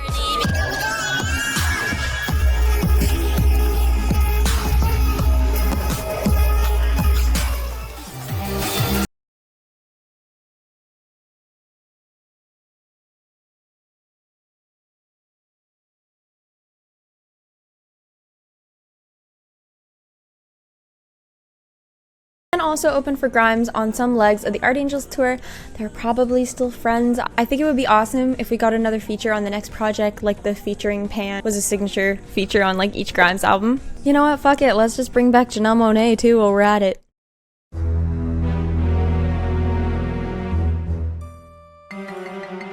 In 2020, Grimes debuted her virtual art exhibit, NFTs, called Selling Out at Gallery Platform and Macron, Los Angeles, which included several pieces of her own art, prints, photographs, and a legal document entitling ownership to a percentage of her soul. I really wanted to collaborate with my lawyer on art. The idea of fantastical art in the form of legal documents just seems very intriguing to me. Okay, I'm sure Poppy, Jamie, and Azealia would probably agree with you on that one. The description on the online exhibit read, "The purchaser will enter into a contractual agreement that outlines the terms of ownership and ultimately the connection to the joy of artistic expression." I didn't want anyone to buy it, so I said we'll just make it 10 million and that probably won't sell. But then she retracted on the statement and decided to settle on the best offer for her soul's cost. Each artwork was sold from anywhere between $500 to $15,000. It takes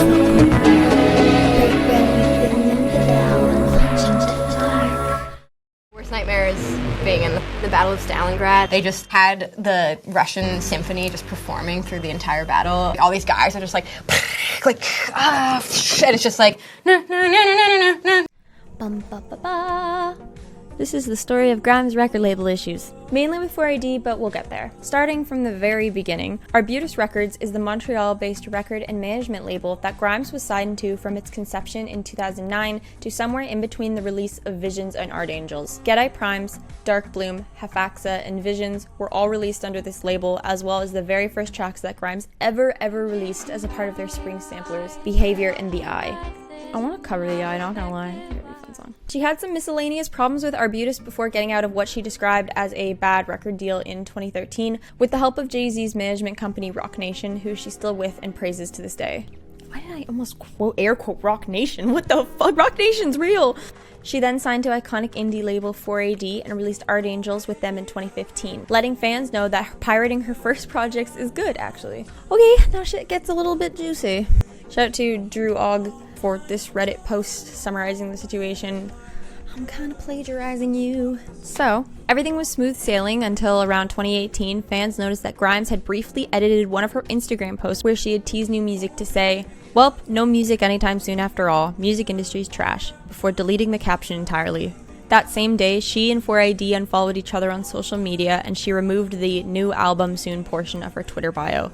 It was pretty obvious that something really bad had gone on. Fans took to Twitter to start pestering her with questions regarding what happened, and she clarified a little bit. No problems with management. My first comment. I'll have to delete it soon. Thank you forever. I'm crying every day about this. It means a lot to me that you guys stick around even when there are these giant waits between music. I'm not allowed to say, but there are some people involved in my career who would rather destroy me than build something. Indie music is more about egos than money. If you hurt someone's ego, they don't mind forgoing what you're potentially worth to them to take you down. I'm gonna have to delete this. I actually seriously want to say, for those suspecting that the issue is rock, the only reason Grimes exists is the Rock Nation continuously saving my ass from whack people who took advantage of my youth and naivety early in my career. For anyone who talks shit on Jay-Z, he had me come over and play him Art Angels before it was done. He always encouraged me and made me promise to follow my heart and never worry that Rock Nation wants me to be something I'm not. The rumor that they're controlling me is so opposite from reality, but I'm solving it. I just have to take one last hit. This is not her last hit.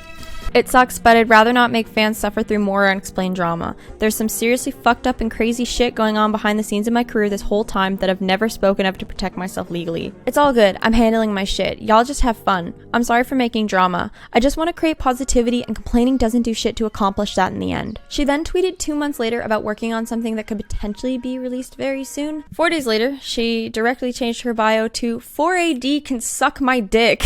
Miss Anthropocene was released on 4AD in 2019, marking the end of Grimes' contractual deal with them. She got the fuck out of there. She actually stated that the majority of Miss Anthropocene was made to appease her label, so who knows what could have actually been made if she had full control. Grimes was technically an independent artist from that time to early 2021. She didn't release anything though, so it doesn't really matter. Before announcing that she had signed with Columbia Records that March. Under industry titan Columbia Records, she released 2 singles off of her rumored upcoming album Book 1 before parting ways with the label in April of 2023. No reason was given for the split, but Grimes has mentioned on Twitter on numerous occasions about feeling much freer without a label, and even when she was with Columbia, wishing she was independent instead. I completely understand as an artist, like, just needing full creative control, but not only needing full creative control, but also just not having someone like fucking looking over your shoulder the whole time. I've always said that, like, I can enjoy doing something as much as possible, like producing music or making videos, but as long as someone is forcing me to and like putting me on a deadline, then I'm not going to enjoy it. I don't know, maybe she's the same. I'm just finishing an album,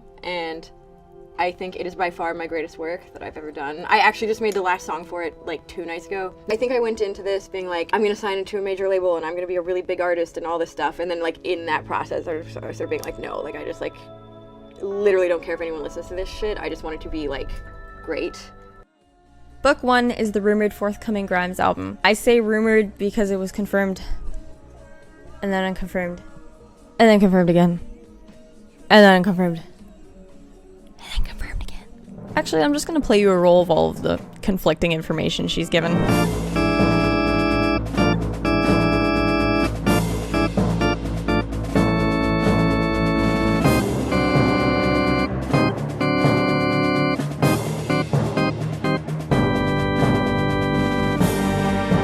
Like, literally just statements that are direct opposites of each other.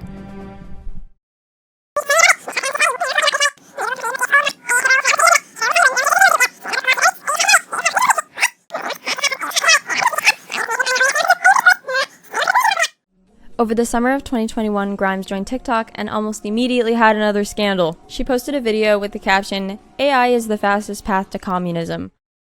I have a proposition for the communists. So typically, most of the communists I know are not big fans of AI. But if you think about it, AI is actually the fastest path to communism. So, if implemented correctly, AI could actually theoretically solve for abundance. Like, we could totally get to a situation where nobody has to work, everybody is provided for with a comfortable state of being, comfortable living. AI could automate all the farming, weed out systematic corruption, thereby bringing us to as close as possible to genuine equality. So basically, everything that everybody loves about communism, but without the collective farm. Because let's be real, enforced farming is really not a vibe. Or like something like that. You can definitely understand why she got in trouble for this. The TikTok has not been deleted, so I can't believe this actually sits somewhere near the lower end of her problematic things. Within the scale of the life of the cosmos, a human life is no more than a tiny blip. So be the change. So in case you didn't know, Grimes' 2020 album Misanthropocene is a conceptual project where each song is told from the romanticized perspective of certain gods of different aspects of our society / life / culture. Yeah, some pretty dark and deep ones in there. Kind of sad, to be honest. And the album title, Misanthropocene, is a play on the two words misanthrope and anthropocene. Misanthrope? Misanthrope. I don't care. Puns. I think I just described her album better than she did because she kept shooting herself in the foot when describing it. Yeah, back when the album was in promotion, she kept describing it as an evil album about how good climate change is. If I'm stuck being a villain, I want to pursue villainy artistically. If there's nothing left to lose, that's actually a really fun idea to me. I think it's freed me artistically. The best part of the movie is the Joker. Everyone loves the villain. Everyone fucking loves Thanos. Let's make some Thanos art. The way I figure it is that climate change sucks and no one wants to read about it because the only time you hear about it is when you're getting guilted. I want to make climate change fun. Misanthropocene has got a Voldemort kind of vibe. She's naked all the time and she's made out of ivory and oil. It's gonna be super tight. Ay. Honestly, she does have a real point about forever being tied to, like, the villain label. I'm not saying it's not her own fault, but, like, yeah, she's kind of stuck with it now. And her choosing to embrace that as a part of the, like, rooting for the antagonist trope in media is actually, like, pretty smart. Because it is true, like, Walter White, would he have switched my stevia out for something? Yeah, probably, if it saved his ass. I love that man, though. Anyways, the way she went about explaining it just, like, wasn't the best. But I think the official album poem is kind of better. I think it explains it better. I, poet of destruction, hereby declare that global warming is good, so you humans have carved your existence into the earth lest you be forgotten. Why lament? Be who you are, embrace your demise, for you are the architect of it. How smart you are to eradicate a species as resilient as your own. Why deny your power? It is the greatest show in the universe. Celebrate with me, the most momentous of deaths. Now it's time to burn twice as bright and half as long. Sincerely, Misanthropocene. Furthermore, in 2020, people noticed that Grimes and her team began putting up global warming is good street art and billboards around multiple cities. Woo! Canada! Toronto! You know she filmed Kill Me Maim here? She filmed Venus Fly here as well. I was like, well, we could just throw my picture up and be like, buy the album, and no one's gonna give a fuck.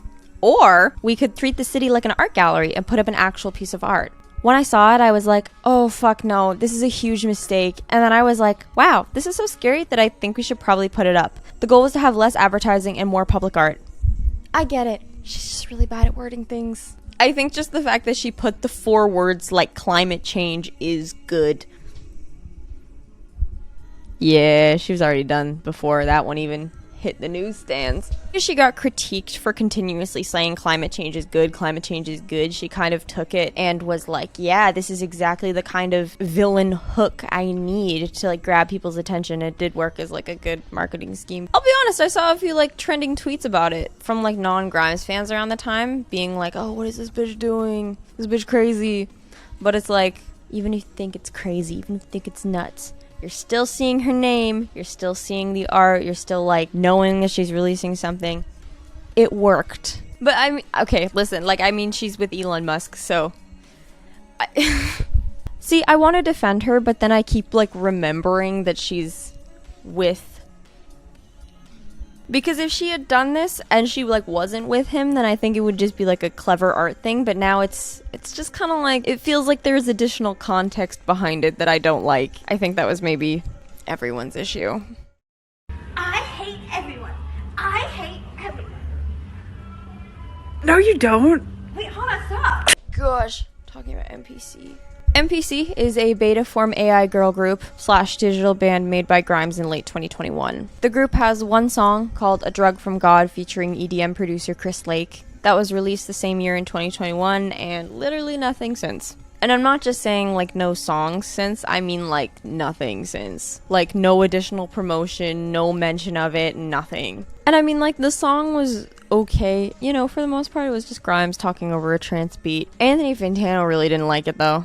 Just because we haven't heard anything from this project for quite a while, it's kind of presumed to be dead. I personally don't think she's gonna end up doing anything with it. I feel like the idea gets absolved a little bit by Lizzy Wizzy, especially because they just announced that they're doing like more Lizzy Wizzy storylines / like expansion / I don't know, Grimes is doing something with Lizzy Wizzy that I learned in between the last Iceberg in this one. Anyways, yeah, Grimes starts a lot of things and then kind of doesn't really finish them, but you know, that's life. I do that too. If I was her, I would have not even released the one song, to be honest.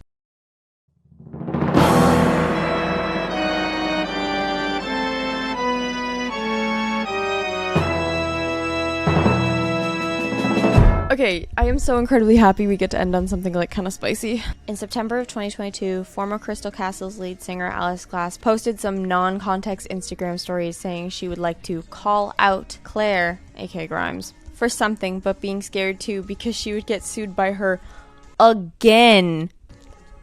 I mean, it's kind of just amazing that this word slipped in here, and I feel like everyone else just kind of ignored it. Like, you mean that to tell me that Grimes has tried to sue Alice Glass over something like else? You know what? I think Poppy and Azealia might have had a point about the fact that this bitch loves NDAs. Glass wrote, P.S. It really hurt to be ignored by seemingly progressive female artists I know who have been influenced by me. They didn't say anything when I spoke about my years of abuse, especially the Canadian ones that came after me. I know they wish I would have given up and gone away, and it really hurt me. This was followed by Alice Glass posting a lengthy email sent to her by Grimes, following Glass supposedly accusing Grimes for stealing the idea of Kill V Mame from her. Oh my god, business voice Grimes, business voice Grimes. I'm gonna lay this out as logically and plainly as I can. Kill V Mame was written in December of 2014. The final album version was recorded and fully finished by the end of August 2015. My label, management, friends, and publishers heard it before you and I ever spoke about working on music. I believe some journalists had heard it at that point also, and I had discussed the song in interviews. I know many people who can and would vouch for this if asked. Many of them also have dated MP3s. We had watermarked streams set up too. I have time-stamped Ableton files that go back to 2014 as well as MP3s, etc. We started mixing the finished album version on September 2nd, 2015, so I handed over the finished files on that date. Therefore, the final album version of Kill V Mame was done before that date, and I have a million that thing that had not been considered vocals on Venus Fly you and I first corresponded. Fucking Alice, are you serious? Physically no way that anything small could have affected Kill V Mame at that point. You can pretend otherwise, but there are at least 10 people in a long paper trail that proves you wrong. Sidebar, I love how you can tell she's getting like angrier because of how properly everything's written. Like if you've ever seen a Grimes tweet, it's very unserious. Most likely there's a spelling error in it. For her to send out an email that actually has like italicized letters, oh, she was steamed. She's typing like a fucking essay. Paper due at midnight. Something about the cheerleader chant BEHAVE arrest us being a really common musical trope and giving examples. 1 or 2 sentences in an email does not equal a fully formed concept and finished song in any reality that I understand. Kill V Mame took me months to write, conceptualize, create, and do all the sound design on. I encourage you to go make a song of your own. Youch! I don't know if she meant it like that, but that's how I first read it. Damn. You can tell she's mad. Go ahead and use the cheerleader chant thing. I don't give a fuck, and I'm sure it'll sound different from the... Alice, fucking stop. You said to me on the phone... I don't know, Alice. What did you say? Actually, this one kind of looks like it was put here on purpose. Room for this many weird girls in the music industry in 2015. I hope one day you realize the destructive, sexist, weird, and toxic implications of your feelings. I understand that shit's fucked up with Ethan and someone has taken a lot from you, but it wasn't me. I tried to be your friend. I'm pretty bummed it turned out this way. So yeah, just because you feel like something is true doesn't mean it's true. You have to acknowledge empirical facts before blindly accusing others. So, if you have read and understood what this email says to you and understand that you have no legal grounds to suggest that you have any writing credits or creative input into the song Kill V Mame, then leave me alone or confront the reality that you would rather get attention via some bullshit social media stunt than through actually making art. Go public if you want, but I'll be forced to defend myself by releasing this email correspondence.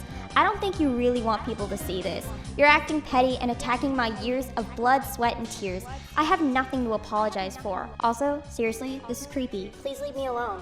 Like, honestly not sure why Alice posted this. Yeah, because it's pretty bad when Grimes is, like, out-logicking you. Anyways, Alice publicly responds.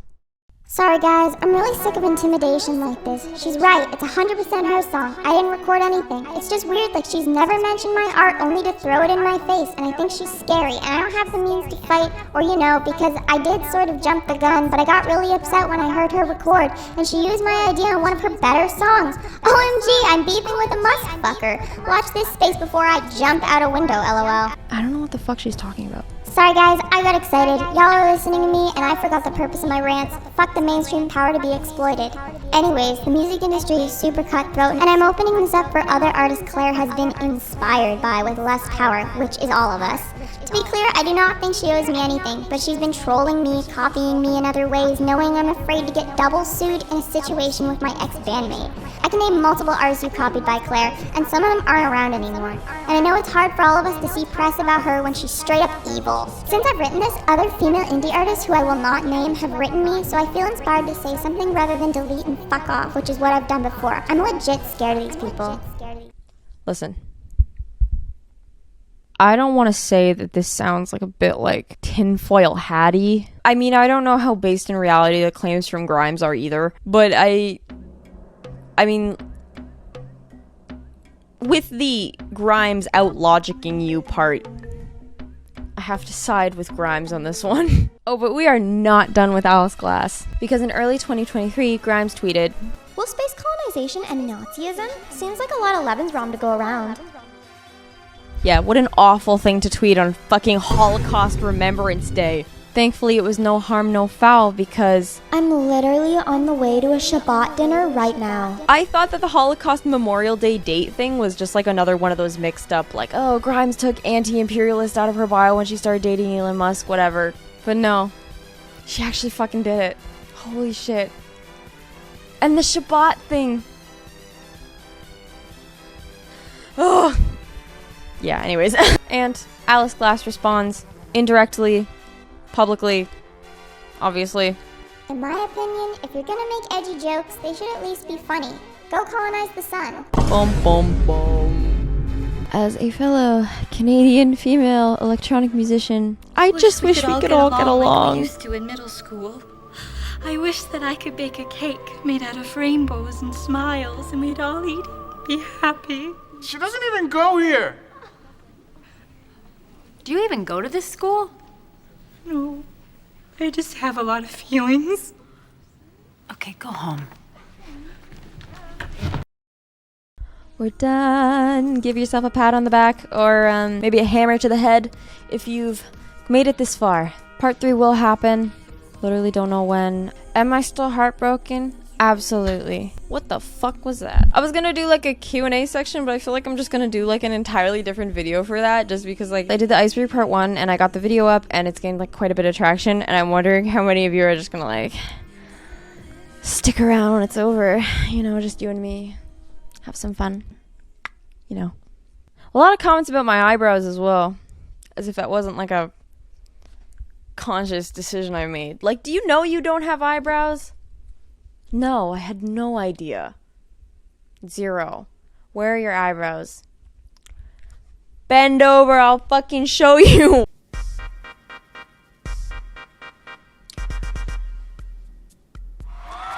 We're back. Woo! How's everyone doing?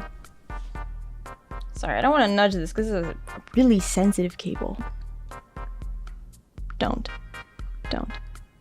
I always have issues the second I fucking... Okay, I'm just not gonna touch it. Okay. So I think I posted part 1 to the Grimes Iceberg series about like a year ago. I really feel like there's not much to say other than just like starting. Before we get like started on like the official Iceberg, I want to like insert my own like Iceberg entry here that I believe is important to talk about when it comes to the future entries context, as well as how I did research for the series. Research. I could just call this phenomenon that's happening the Grimes fandom civil war. I'm just gonna make it easy by using the subreddit names to generalize both sides. So Reddit is one of the primary places where I sourced information for this series, but you guys know how icebergs work. It gets increasingly difficult to find information as you go down, and a lot of the entries are kind of tinfoil hatty, so to say. it's gotten increasingly difficult to find unbiased information as we go down the list on some of these like speculatory entries. This is mainly because there are two big active fan communities. I'm just gonna put actually fan communities in quotations. r/Grimes and r/Grimes, which is a subtle and clever nod to her old social media handles before she was big enough to just be @Grimes. So r/Grimes spelled the normal way is the general normal moderated fan community. And r/Grimes is the unmoderated community that was created in retaliation to the r/Grimes mods removing any criticism or negative media about her. It's also the forum she's talking about in this tweet. We'll get to that in a second. Okay, this is a great generalization because there are normal people on both sides who just get drowned out by weirdos. For the sake of the entry, let's just say that r/Grimes believes she's Satan, and r/Grimes has their collective head shoved really far up her. Actually, I take it back. I think they're starting to feel the burn as well. I don't blame them. God, we're all tired. So I don't think you guys understand how much I really do need to preface this. There are entries whose information can only be found on one forum or the other. And for the most part, the people spreading information and engaging the discussion are like super biased, and you can immediately tell by the way that's typed whether they like or dislike Grimes. The divide in her fandom reputation started around 2018 because of you know who. The explanation behind a lot of entries is you know who. It's important to note that Elon Musk is such a big, influential figure that any person he's involved with is going to get implicated in conspiracy theories and violently envied by those weirdos who actually pay for Twitter Premium. And then we go down to the problematicness of all of this. In August 2023, a Twitter account called Grimes Hate popped up to document some really outlandish and extreme behavior by people in the Grimes subreddit. Grimes replied to one of their posts. "Thanks for documenting this. It's been terrifying all of us for a long time. Reddit won't respond, so I'm not sure what recourse we have left. Much appreciate your help collecting this. It's hard for me to look at, so I haven't had the time." Followed by a separate tweet, @Reddit support. "Hey, an unmoderated sub has been harassing and stalking me, my friends, and my family for years. They have recently started attacking fans who started documenting the behavior. Reddit has a policy of not responding to artists, and we've been unable to get in touch with anyone despite dozens of attempts. This behavior isn't allowed on other platforms. They're threatening to start doxing people at midnight tonight. Will you please help us?" Immediately following this, a very lengthy post by user Mountain Opposite shoots to the very top of the Grimes subreddit. I don't know what this person would sound like. I'm just gonna use like a robot voice. "Grimes, you liar. I am not going to mince words in my post title. Saying Claire." Oh yeah, they call her Claire, by the way. Trying to get personal, I guess. Oh wait, that's me. I'm just like, why are they saying that? Oops, okay. My ADHD is so bad. Saying Claire is lying about this subreddit is not libelous or defamatory. It is simple fact. She is telling blatant lies to a much broader audience than we possess on the small Reddit of 3.2k, now 5k, so let's lay it all out for any new visitors. Lies. Claire claims that this subreddit has been harassing and stalking her friends and family for years. This subreddit was created 10 months ago on October 5th, 2022, in response to heavy-handed censorship on her official subreddit. This subreddit is not unmoderated, it is as lightly moderated as possible, but we consciously honor Reddit's terms of service and content policy. Harassment and threatening and aggressive behavior is not tolerated. We've only ever had to permaban one person for this. Ironically, that fan she mentions in her tweet, Alex. We'll get back to them later. We have not doxed anyone on here. One poster has been annoyingly smart in mentioning that she is capable of retaliation after someone else doxed her first, and as far as I know, she communicated this with him on another platform, not via Reddit. I totally forgot what I'm just like, what the fuck is AFAC? AFAC? Okay, there's literally like an entire section about like this Alex person or whatever, but I don't want to get into it that much because it doesn't like make that much sense to me. We're in kind of hairy territory here, to be honest, and this bothers me a little. But in terms of personal info, the closest she has come on this board is revealing that he lives in Japan, which doesn't seem specific enough to be actionable, to be honest. He has also revealed himself multiple times. I have reminded users that doxing is not allowed on any sub. Any post doxing anyone will immediately be banned. Claire is trying to get this subreddit shut down and has admitted as such. Claire's claims and attempts to bypass Reddit's traditional processes through her power and connections and her massive Twitter platform are a direct threat to freedom of speech. She is abusing her power and privilege to intimidate both this board's users and Reddit staff into silence. That is not okay. I hate to bury the lead here, but if she ever succeeds, this will be massive. And people should start getting scared about what that means. Notably, Claire is deploying the same language Musk used with Elon Jet, claiming that this subreddit is a threat. She, who has children with one of the richest grifters in the world, claims that subreddit of marginalized people, homeless, trans, disabled, queer, to name just a few users, who used to be fans of her music pre-Musk and are now critical of her politics and affiliations, are a threat to her. The mental gymnastics here is insane. We're not bullying her, she's bullying us. Sidebar, Elon Jet meltdown. I don't want to explain it. It was fucked up. He had a meltdown and basically was just like, there's somebody doing something very loud on my street right now. Hi guys, it's Marzi from the future and I'm going to explain to you Elon Jet. So essentially, leaked documents revealed that SpaceX had tried to enroll Elon Musk's private jet in a federal program to prevent it from being tracked, but that didn't work because a college student set up a Twitter account called Elon Jet that tweets like all of his jet locations, and then he had like a public meltdown on Twitter over the Elon Jet account. He literally just like had a meltdown because he forgot to properly implement measures to protect his own jet and then got angry when the thing that he made public is actually public because he's stupid. But they're just comparing the language that she's using in these tweets to the language in the tweets that he used while he was attempting to get the Elon Jet account taken down by being like, doxing, harassment, witch hunt, fucking get this person. So yeah, back to the video. Alex, you are so lucky I am summarizing all of this for you. From what I'm gathering, and please take all of this according to gossipy hearsay, this person was previously banned on r/Grimes for doxing and harassment. According to the subreddit, they came back on multiple accounts to continuously harass people and defend Grimes and Landau, one of Grimes' problematic friends, we'll get to him later, who they claim to know personally. They then made Grimes hate to, I don't know, try to like edge their way back into the fandom to dox and harass more people. I don't know. There's a lot of discussion about this person apparently being straight up evil. I'm struggling to find anyone who gives like a direct explanation, but they're essentially just trying to say that the Twitter account Grimes hate isn't a valid source for documenting what goes on in the subreddit because it's ran by a crazy person with a personal vendetta against them. Yeah, I think that's that. So I'm gonna go back to reading it. Holding Claire to account. While we have not been harassing Claire, we have certainly posed questions about her behavior over the 10 months that we have been active.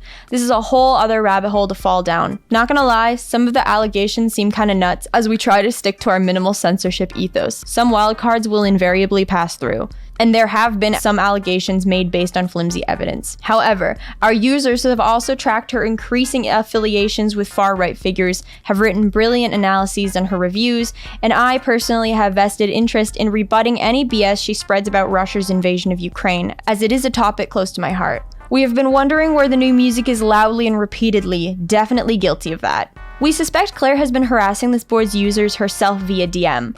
One former moderator of the official subreddit said, "Claire clearly isn't well and I do not wish to pile on or else I would release my DMs. I've also held back from publishing DMs from an account I suspect to be hers because I believed she was going through something. Now I'm starting to think she's simply a gaping asshole." Yeah, so that's where they stand. Thankfully, I think the original Grimes subreddit has balanced out and they've become a lot less biased, but there was a time that they were definitely very like, Elon Musk fanboy, and it was very annoying. Obviously, I'm just gonna try to get information straight from the source, but we're getting further down to the berg. And some of this stuff is just rumors. Most of this stuff is just rumors. That was expected from an Iceberg series, but don't say I didn't warn you anyways. So now we're on to the real layer 4. Lurked/Mew and 4chan. 4chan is a simple image-based bulletin board where anyone can post comments and share images anonymously. /MU/ is the primary music forum. I couldn't find any information about her having lurked the forum, although she does like to lurk. We'll learn that later. I mean, not that she'd like want to go over there because it's literally a cesspool. It's not all like that bad, but 4chan probably has the worst reputation of any big forum site / like social media platform out there. They just have a reputation for hosting extremely problematic groups of people, you know, like incels, bigots, Nazis, shit like that. 4chan is basically synonymous with just like depraved white guys.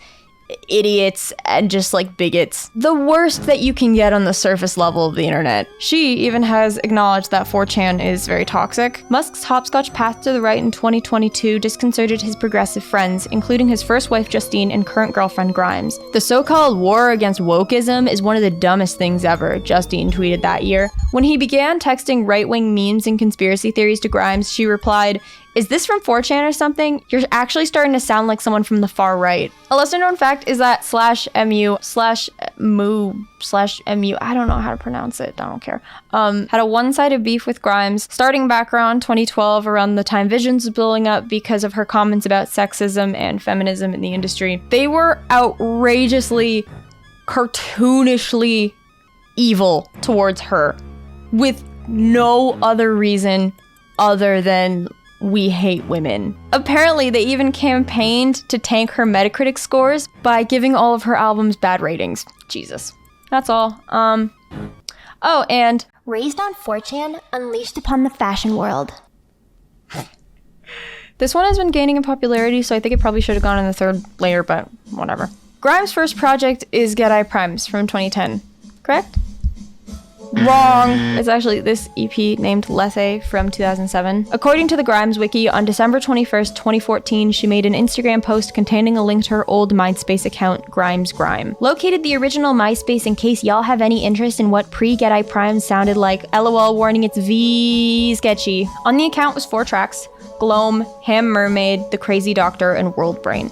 The first track, Gloam, was the only one categorized under the album Lethe, but since all of the songs were made around the same time and collected on her account like this, it's assumed that they're intended to be on the same project. If we're going by Grimes' version of things, Lethe could have 4 artworks based off of the images she embedded on each track on her MySpace. We have this artwork for Gloam, this photo of some creepy Russian dolls for Ham Mermaid, whatever this is for The Crazy Doctor, and this for World Brain. The more fitting and well-known EP artwork is a photo Grimes uploaded to her Flickr page in 2010. Once fans started using the artwork on music databases, it just became known as the official Lethe cover.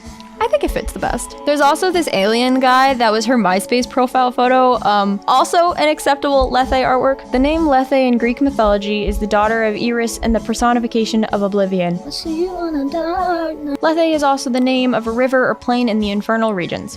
Fascinating. Anywho, MySpace is dead, so you can listen to the full EP on SoundCloud. I will link in the description. She wasn't kidding about it sounding really sketchy, but that is the genuine appeal of like pre-2011 Grimes music. If you're a Geidi Primes fan, this is like the extended edition. Merry late Christmas, Happy New Year.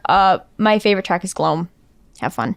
Okay, so content warning for domestic abuse and emotional manipulation. This entry is not fun. In May of 2020, a post by user ThrowRA_Shift was made to the r/relationship advice subreddit with the title, "My 31 female boyfriend, 49 male, convinced me that we needed to stop talking to my mom. I figured out why and it's messing me up." The body of the post has since been removed, but it's pretty easy to find online. Going to do bullet points so this doesn't get to be a million pages long. Also, the title is like the tip of the iceberg, so buckle up, I guess. Also, I've been up since 4 on 2 hours of sleep and my brain is fried all the time, so bear with me, please be nice to me. Together for almost 3 years. Got pregnant unexpectedly, had a super difficult pregnancy with many complications, including severe HG, bleeding, finding out that I have a gene mutation that causes pregnancy complications and birth defects. We broke up at the beginning of my pregnancy because he thought I was being dramatic about the HG and refused to take me to the hospital. After I was taken to the hospital and the doctors told him how close to dying I had been, he'd realized he'd been stupid and we reconciled. I was in labor for almost 60 hours. Things didn't process properly. There were complications. I finally had an emergency C-section. Baby was born on Star Wars Day. Recovery has been completely awful for me, and once again, my boyfriend has decided I'm being dramatic because my son is an easy baby. This somehow doesn't cure my continued nausea, pain from having my abdomen opened and then stitched shut, rock hard boobs, and sleep deprivation, but thanks, I guess. He changes diapers and holds and plays with the baby when he's not working or fucking around on the internet. So the stuff about my mom. Shortly after we reconciled, he and my mom had a disagreement about something. At the time, he told me she was being toxic and trying to meddle in our relationship, and that it was better better if we ceased communication. He showed me screenshots from his phone that at the time seemed fairly convincing. My mom isn't crazy about him anyway, and she made that no secret when we were separated. So even though I was surprised by the things she was saying, I did believe him, and stupidly felt like it was the right thing to do to make things work with him. It bothered me that he was constantly asking me if I had been talking to her and that he was paranoid about it, but I was like, well, what she said was really hurtful. Basically that he was abusing me, but I was too stupid to see it, and that she was gonna come and take our baby away so he wouldn't have to be raised by him. So I understand. A couple days ago, I overheard him talking about me in a Discord voice chat, basically complaining that I was lazy and useless since I gave birth, and that it was my job, so that I needed to suck it up and do it. I didn't let him know that I had overheard, but I was upset.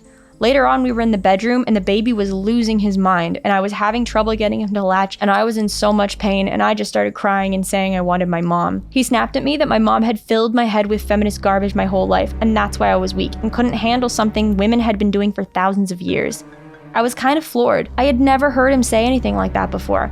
I told him he needed to leave and go sleep elsewhere because I was really hurt. When he went to work the next morning, I decided to call my mom to see what the hell he was doing on the internet because I felt like that was a logical step to take. I was not surprised to find out he had been on men's rights type websites. If you agree with that, fine, whatever, and was using them to express his frustration that although he thought he'd found the ideal young partner to have his babies and turn into an ideal housewife, which was so weird to read because I feel like I'm the furthest thing from the housewife type, and I'm not shy about that. I guess my mom has been filling my head with feminist garbage my whole life after all. When we first met, it seemed like we had lots of shared interests and ideas, and he enjoyed my independence. But that pregnancy made me gross and useless, and that giving birth made me even worse, saying the only good thing about me is that I had a boy my first go. I was pretty surprised, however, to learn that the original conversation he and my mom had was about his attitude towards me, but had nothing to do with him being abusive, and she never threatened to take the baby. She just suggested to him that if he really loved me, he would support me and be there for me. He told her she'd never speak to me again, and that she'd never meet her grandchild. She forwarded me the conversations. I'm not wrong in thinking this is totally fucked up, right? There's absolutely no saving a relationship like this. I know it seems pretty cut and dry when it's all laid out, but like, I just need someone to give me advice on what to do, where to go from here. Edit. I'm okay, and everything's okay, but I may be quiet, slow to reply while I get some things sorted out. Thank you all for your advice. The little guy's name is Elliot. All of the comments write something along the lines of, "You're being abused, get a lawyer and get the fuck out." A few months later, this user returns with an update post. Update. Extricating yourself is hard, but usually it's worth it. My much older boyfriend cutting off contact with family, posting on MRA sites, and various other disasters. I'm sorry it took me so long to write an update to this post. I'm sure people were wondering about things. I still feel kind of dumb writing an update because I think probably people feel like it should be bigger and much more dramatic thing, and it's just kind of, I don't know, but I'm doing it anyway. Also, I'm holding the bay right now, so I can only partially see my screen. 1. I still haven't seen my mom, but I've talked to her. There's a lot of reasons why I haven't seen her. This relationship needs work and healing, but it'll get there. All of this has been a real exercise for me in actual healing and recovery and problem solving and various other things. 2. I should have led with the fact that I'm not living with my boyfriend at the moment, and I would say we're not together. The extrication from someone when you have a kid with them is complicated, but I left with baby about 10 days ago. It took me so long because I believed the things he was telling me because I wanted them to be true. I didn't want to be wrong for one thing, but I also wanted to believe that he could change and we could end up being okay in the end, which was a stupid thing to believe, but I did anyway. I saw good things in him, and I think good things still exist in him, but people who are poisoned by their own ego and the belief systems of toxic communities can't be fixed by anyone but themselves. I gained insight into what was going on inside his head, and I value that insight, but ultimately I knew it would be better to leave and be my own person, my own space, so I was safe and the baby was safe regardless of what he decides to do or how he decides to approach self-improvement. 3. I started seeing a therapist again to deal with my own problems, things that make me make the choices I made, and the things that might prevent me from making the better choices in the future. Self-improvement is always important, and I reflected and realized that that's something I needed to do because healthy people don't get into situations like that. And even though my trauma wasn't my fault, it's my job to take care of it and take care of this new trauma before it turns into a monster like the old trauma did, and this cycle continues to repeat into infinity. 4. Physically, I'm feeling much better. I had a nasty case of mastitis that got way out of control because the rest of my life was imploding around me, and I had to stop breastfeeding. But the little guy is 7 weeks old. When do you stop counting in weeks? And I sort of feel like a human being again. He sleeps longer stretches, and I think not having the weight of all the stress weighing down on me has really helped me start to feel more normal again. 5. I posted about my situation because I needed help with my situation. It wasn't commentary on anything other than the things I was going through. It's weird that needs clarification, but apparently it does. Okay, another day. Let's pick up where I left off because my camera shut off unexpectedly when I was recording last time. So there are a lot of details about this person that line up pretty perfectly with what we know of Grimes and Elon Musk's relationship. Some people totally do believe that this is Grimes posting from a throwaway, while others are convinced it's like a super elaborate troll faking the whole thing and pretending to be her. Either way, the account is completely dead now, so all we have actually linking Grimes to it are like the many very subtle details that match. I'm not wanting to go over it any more than that, but if this is a real story, then I absolutely hope that this person, possibly Grimes, got away from this guy and has apologized to her mom. True meaning of her tattoos and hair colors. I'm unsure what like true meaning means here, because as far as I know, there's not really any secret or special theories behind any of her tattoos or hair color, besides the funny stories she's told about them. So I'll go over those because they're pretty interesting, so strap in. Starting with her tattoos. So according to the Grimes wiki, she has 44 known tattoos starting in her late teens, 15 of which are either partially covered up or faded. More recently, Grimes has been getting large white tattoos to fulfill the long, slow effort to have a full alien body, gonna be totally covered in white ink / post-human. Most notably, from April 2021, we have this giant abstract back piece by artist Tweaked. She wrote on Instagram, full back in white ink by Tweet, with some help from alien computer brain of Nusi Cuero. Don't have a good pic because it hurts too much and I need to sleep, haha. It'll be red for a few weeks, but they're gonna be beautiful alien scars. Hope everyone's having a good day. Also from Tweaked in 2021, on her 33rd birthday, she got this red butterfly tattoo on her outer right forearm. Grimes' beautiful hand tattoo was done by artist Victor J. Webster in New Zealand in exchange for tickets to her show. In a 2016 interview with Stella McCartney, she said, "I never decide until 10 minutes before I'm getting a tattoo what it's gonna be. I was in New Zealand playing a show and this guy said, 'I'll give you a free tattoo if I can come to your show.' You should have just given him a ticket and said, 'No, you're good. I don't need a free tattoo.' I wanted a free tattoo." C explained more than once that this tattoo has special meaning to her. In a since deleted Instagram post, she wrote, "Feeling beautiful despite my many imperfections. Terrible and wonderful moments etched into my skin. Even the most screwed up ones were all done with or by my best friends and they all feel like home." And what about this? So what is that one about? We were in New Zealand playing a show and this guy was like, "I'll give you a free tattoo. I can come to your show."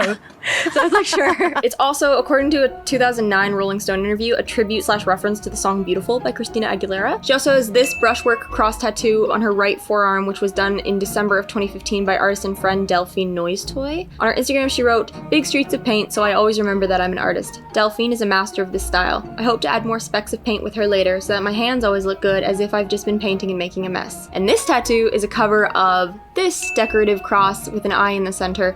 She talks about this tattoo as well with Stella. "I just got a new one. I wanted to cover up a really bad tattoo that I got when I was younger. I'm not religious, but I grew up religious, so it's a comforting image to me." She got the eye cross tattoo around mid-2011 to cover up this faded triangle. Could have possibly been a play button, but I don't know. Another Delphine Noise Toy piece, she got this giant left leg brushwork tattoo in January of 2017 at Love Letters Tattoo Parlor in Los Angeles. She explained on Instagram, "Before the bandage, but after the tat. Delphine pretty much did it freehand over her sketch. Hana talked to her the whole time so I could focus on their voices and not succumb to the pain. Man, tattoos are such a healing experience though.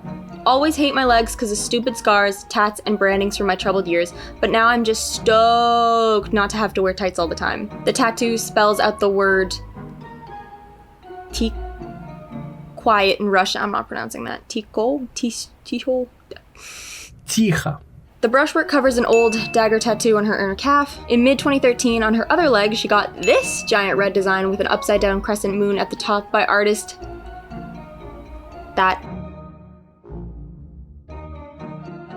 Runes ribcage tattoo, yet another one from Delphine, late 2016. The runes stand for the letters GPA, GMA. Not sure what it means. If anyone wants to jump in and let me know. In 2022, she got this white ink and under boob tattoo by artist with.co, deactivated Instagram handle, that strikes a line through her runes. Similarly, there's this white chest tattoo done around the same time, which a year later she partially covered with another white tattoo by artist Xenia TTTR on her left collarbone. The text is in Marin, a fictional language of technological communication from science fiction series The Culture by Ian M. Banks. It translates to Techno YX, which are the names of her 3 kids. Very cute. By the same artist around the same time, Grimes posted this right ear tattoo with the caption, "Closest I've come to letting anyone tattoo my face." Left forearm Triforce symbol tattoo. In 2012, she explained to Bullet Media, The Legend of Zelda was the first video game me and my brothers ever got, so we all got matching Triforce tattoos. In 2017, Grimes got these symbols on her left palm by tattoo artist Grace Neutral. So far, most of these symbols have been unable to be properly identified aside from the alchemy symbol for the planet Jupiter on her index finger. They're believed to be some kind of alien or elvish sigils, most likely just a cool design with personal meaning to her that she probably created. Left arm heart, classic one. Fay in Russian upper knee tattoo. She posted her own stick and poke of this in September of 2017. Self-administered, deep in the Fay. Received a gift of nice professional needles, so I'm opening my tattoo shop where all tattoos are free as long as you're cool. 3 lines behind right ear, only visible in photos where she has an undercut in 2012. Her most recent tattoo, to our knowledge, is this pink ink tattoo from artist Glyphnomancer that she showcases in half completion in a TikTok video from July of 2023. We're doing a speed round for her left hand because she's got a lot. She has the Greek meander on her left index finger, an 8 symbol, an alien head, crescent moon, faded arm chains, a wristband, and pinky finger bands. From an interview to Prefix Mag in early 2012, I have a Greek meander that is often mistaken for a square wave on my finger, very telling of the times, an alien head because I believe in aliens, an 8 because it's my lucky number, and a wristband that my friend designed for me that I did in the woods in Minnesota. This symbol in between the 8 and the alien head hasn't been identified yet according to the Grimes wiki, but it looks important to like something. Whoever's watching also should chime in if they know. You thought we were done with Delphine noise toy tattoos. We're not. She also has this really cool middle finger tattoo from 2016. In July of 2018, she got these Lord of the Rings Elvish script tattoos on her other fingers. Hana, y'all remember Hana, right? Also got an Elvish tattoo because they were all hanging out Hana's house with Delphine. This was Hana's first tattoo, and it's a Gandalf quote from the movie. Grimes' tattoos read, "Contradiction, be ready for war, and no shields allowed." These aren't quotes from Lord of the Rings. It also partially covers up the Greek meander that people were mistaken for a square wave. Right index finger ruler thing, no additional info on this one. The symbols of the 4 elements from the movie The Fifth Element, covered in 2016 and 2018 respectively. Multipass. Multipass.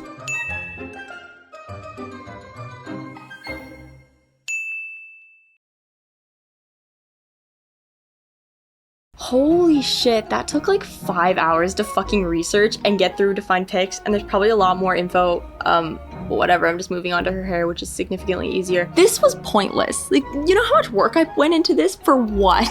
So, Grimes has been through the fucking ringer with hair dye. Her natural hair color is brown, but literally who'd ever know. I have compiled a list of all iconic haircuts and colors throughout her career.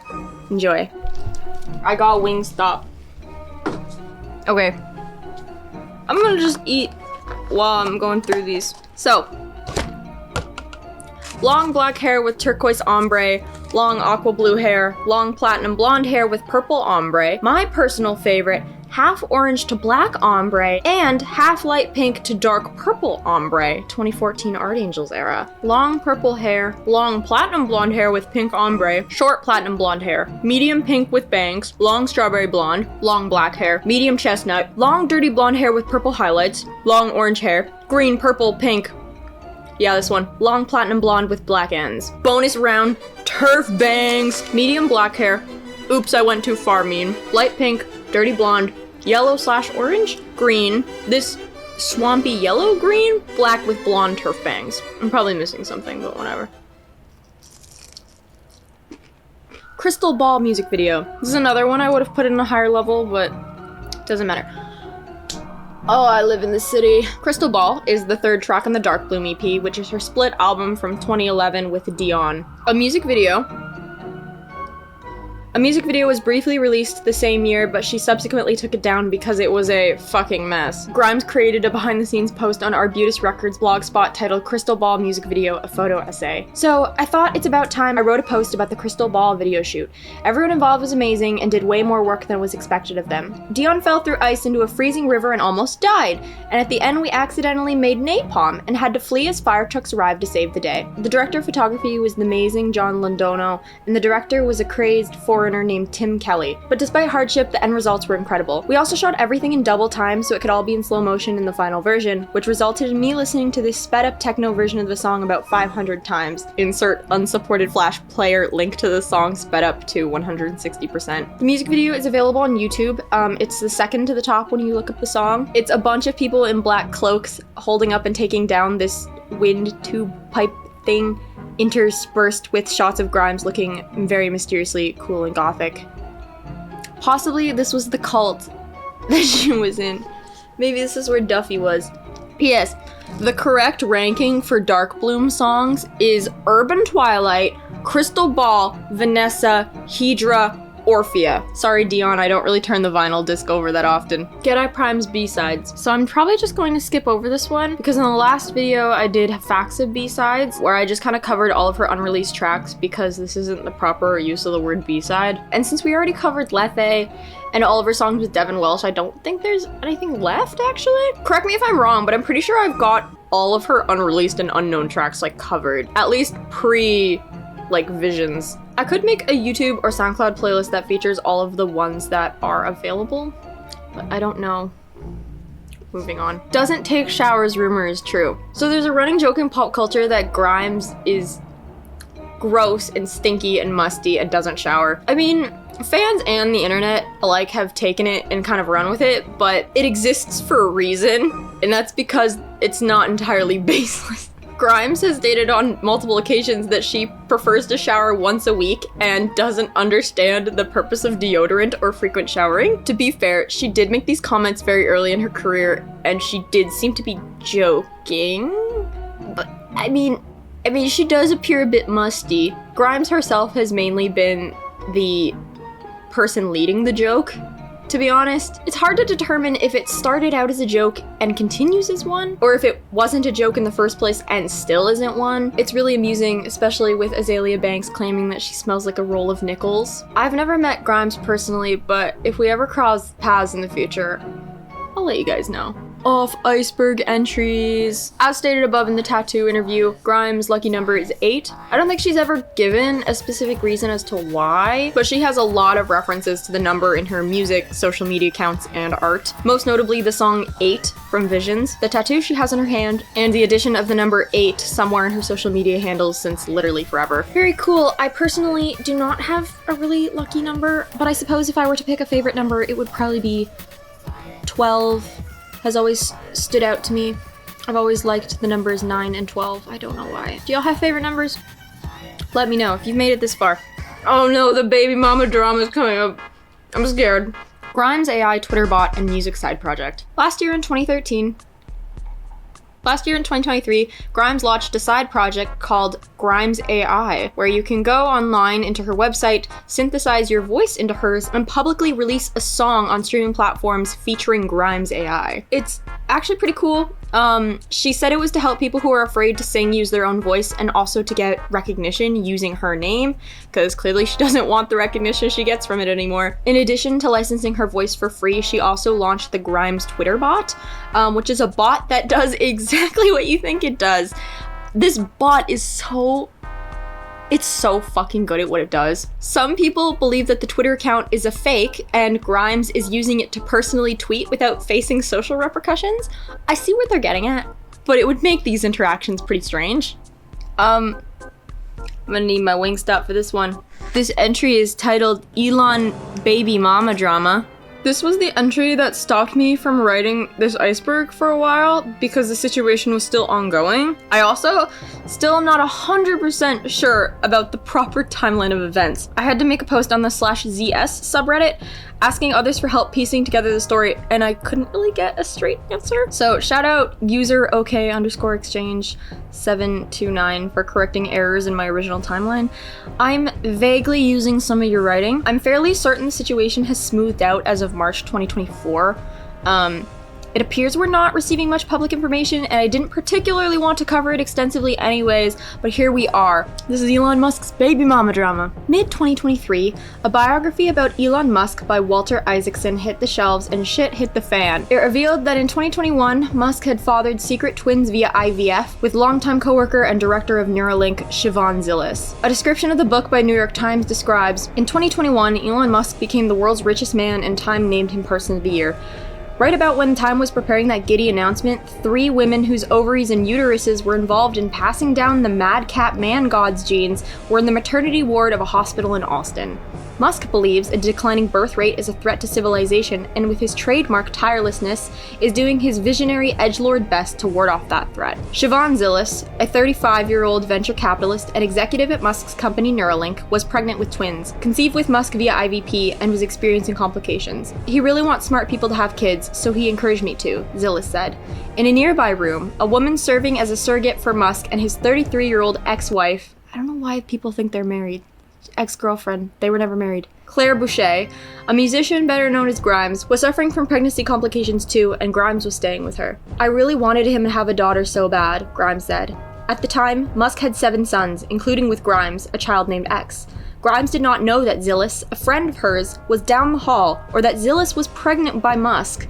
Zillis' twins were born 7 weeks premature, and the surrogate delivered safely a few weeks later. A direct quote from the biography reads, "We learned that Musk's girlfriend Grimes was in an Austin hospital visiting a surrogate pregnant with their then-secret second child in 2021. At the same time, Musk's employee, Siobhan Zillis, was in the same hospital, pregnant with then-secret twins fathered by Musk via IVF, unbeknownst to Grimes. And we discover that Musk and Grimes have a third, previously unreported child named Technomechanicus Musk, bringing Musk's tally of known offspring to 11. 10 if we're counting the daughter that disowned him. In September of 2021, Elon Musk and Grimes semi-separated. Elon's twins were born to Siobhan in November, and Grimes' child Exa was born in December. The public learned about the twins 2 years later from the book's release in July of 2023. It's unclear whether Grimes knew about the IVF donation beforehand, but the speculation is that Grimes found out about Siobhan and Elon's secret twins when the twins' surnames were changed to Musk by Siobhan in April of 2023. Elon was reportedly the one who asked Siobhan if he would be okay with changing the twins' last names because he was sad that his elder transgender daughter Jenna had legally changed her last name to Wilson, which is his first wife's last name. The court documents making the name change public were what caused media attention and Grimes to find out that Elon had created another family behind her back. Siobhan also likely learned about Grimes' third child, Exa, from the book's release. Initially, when Grimes found out and confronted him about it, Elon allegedly treated it as a private sperm donation for Siobhan's business venture and children, thus not needing of her approval or knowledge. Yeah. Both Grimes and Siobhan, who were expecting children with Elon in 2021, seemed to know of each other and be friendly at the time, as evidenced by their previous interactions on Twitter, but again, neither of them knew about their secret children at this point. At the end of 2021, Grimes and Elon Musk separated again for unknown, unrelated reasons. Elon began seeing another woman named Natasha Bassett, until she allegedly dumped him in the summer of 2022, at which time he and Grimes start rekindling their on and off again relationship. Sidebar. In September 2022, Grimes posted a sad poem with the caption 4S that seems to hint at the theory that Siobhan stole the name that she was going to use for her daughter. Apparently she was going to use the name Valkyrie, but something happened with Siobhan, and now to my knowledge nobody has the name Valkyrie. So I'm a little confused, but I read it on the internet, so it must be true. There are inconsistencies in Isaacson's book. Technomechanicus Musk, nicknamed Tau, was likely conceived through IVF in early 2021 and born later that year. Despite being newborn, Tau does not appear in any of the book's pictures, so there's a chance that Isaacson probably mixed him up with Exa at the time. So in 2023, following the book's release, the media pressured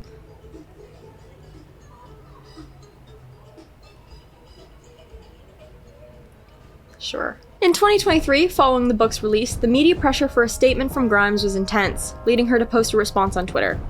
Hey, I would prefer to not breathe any more life into this current press cycle, but I want to de-escalate the narrative at the moment. I spoke with Siobhan at length finally, which was long overdue.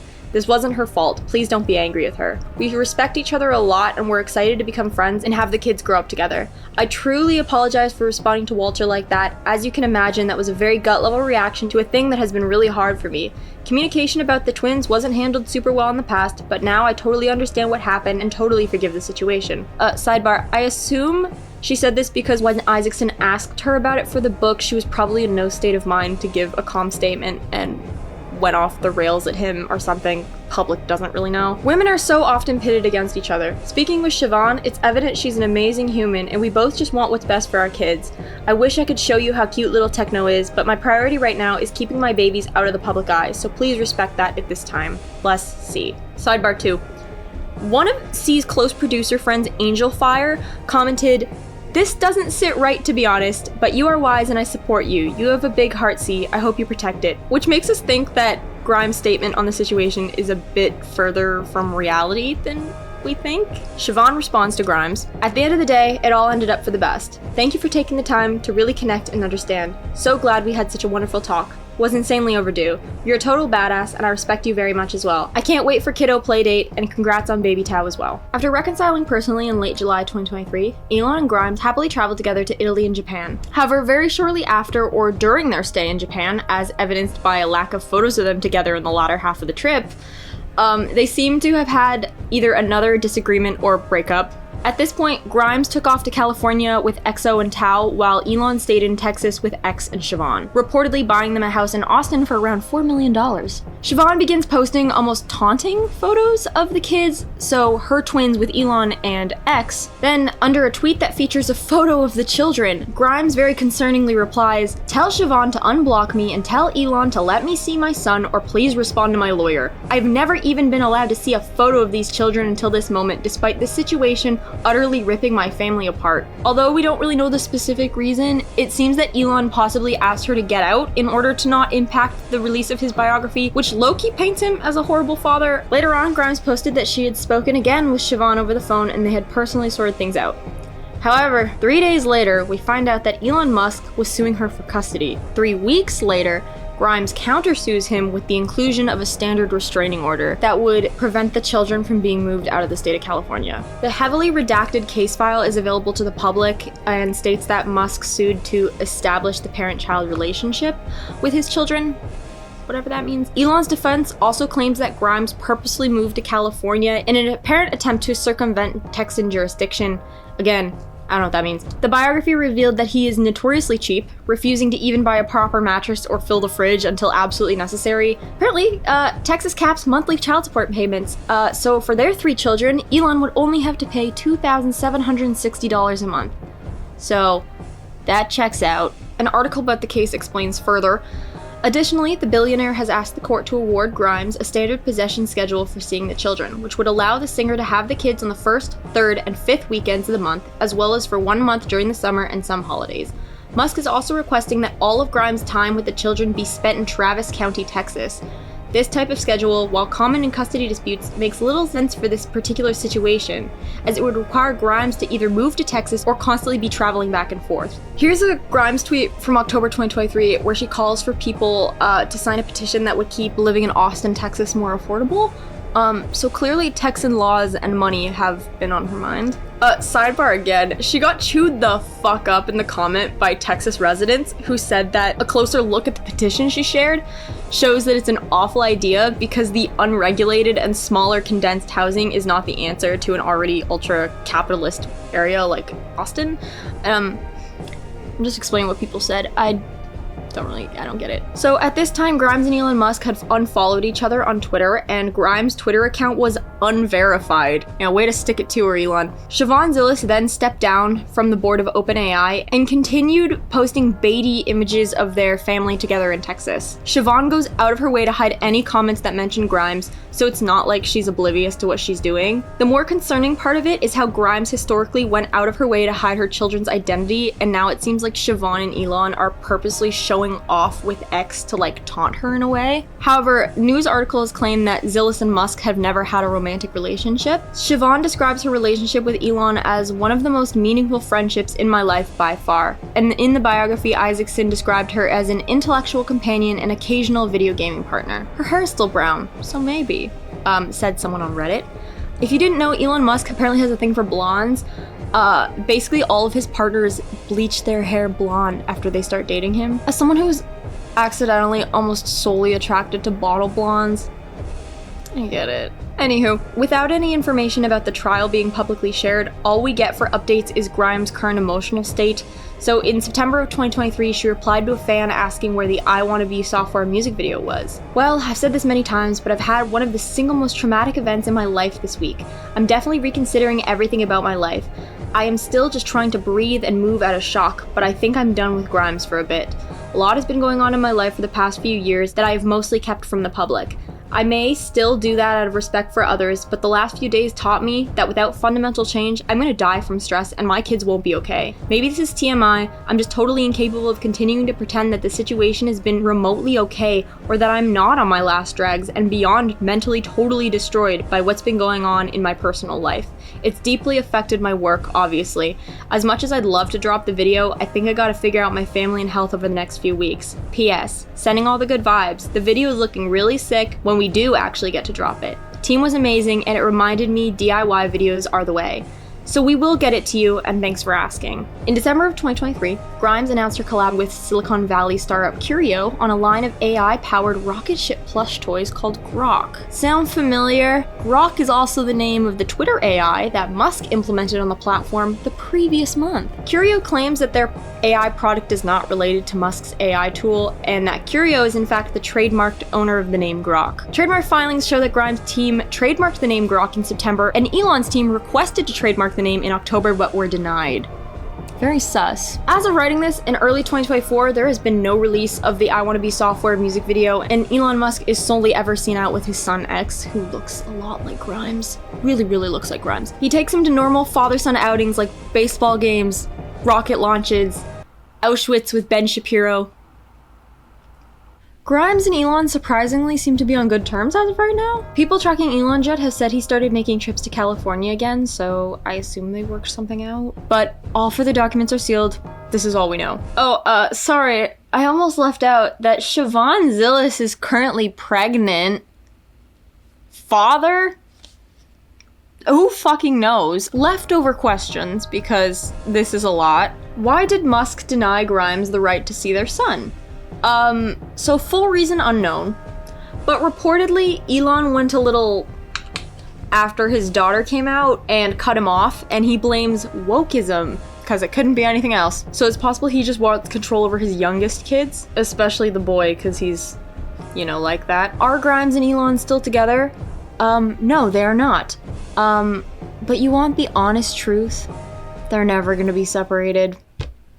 We got through it. Chelsea Manning. In mid-2022, during one of the times she had split from Elon, there was speculation that Grimes began dating activist and whistleblower Chelsea Manning. Chelsea Manning is most known for leaking classified documents to WikiLeaks of US military strikes in the Middle East, which subsequently led her to be charged with violating the Espionage Act and charged with 35 years behind bars. Obama cut her sentence short, so she only did 7 years in prison. And since her release, she's come out as a trans woman and transitioned. For some reason, that end part seems to be the detail people care most about. That's unfortunately kind of it. Neither party made comment about the rumors. I, for one, believe this was probably true. I could totally see them going on a date or two. I mean, why the fuck not? I think this actually makes sense. Endless Summer Tour. The Endless Summer Tour was a brief 2015 US concert tour by Lana Del Rey. Grimes, who is a longtime Lana Del Rey fan, got to open for Lana on this tour. Hana, who was playing in Grimes' band at the time, also was with them, as well as Canadian singer Nicole Dollanganger, who was invited to play at some of the shows. Nicole Dollanganger! Canada. Why am I so fucking patriotic in my videos? I never say I'm Canadian as much as when I'm on video talking to YouTube. Grimes' favorite song from Honeymoon is Art Deco. There's a video from the Trash Chic Instagram of Grimes and Hana imitating Lana from the Ultraviolence music video. Look, I'm at the beach. My dream is coming true. Living this song.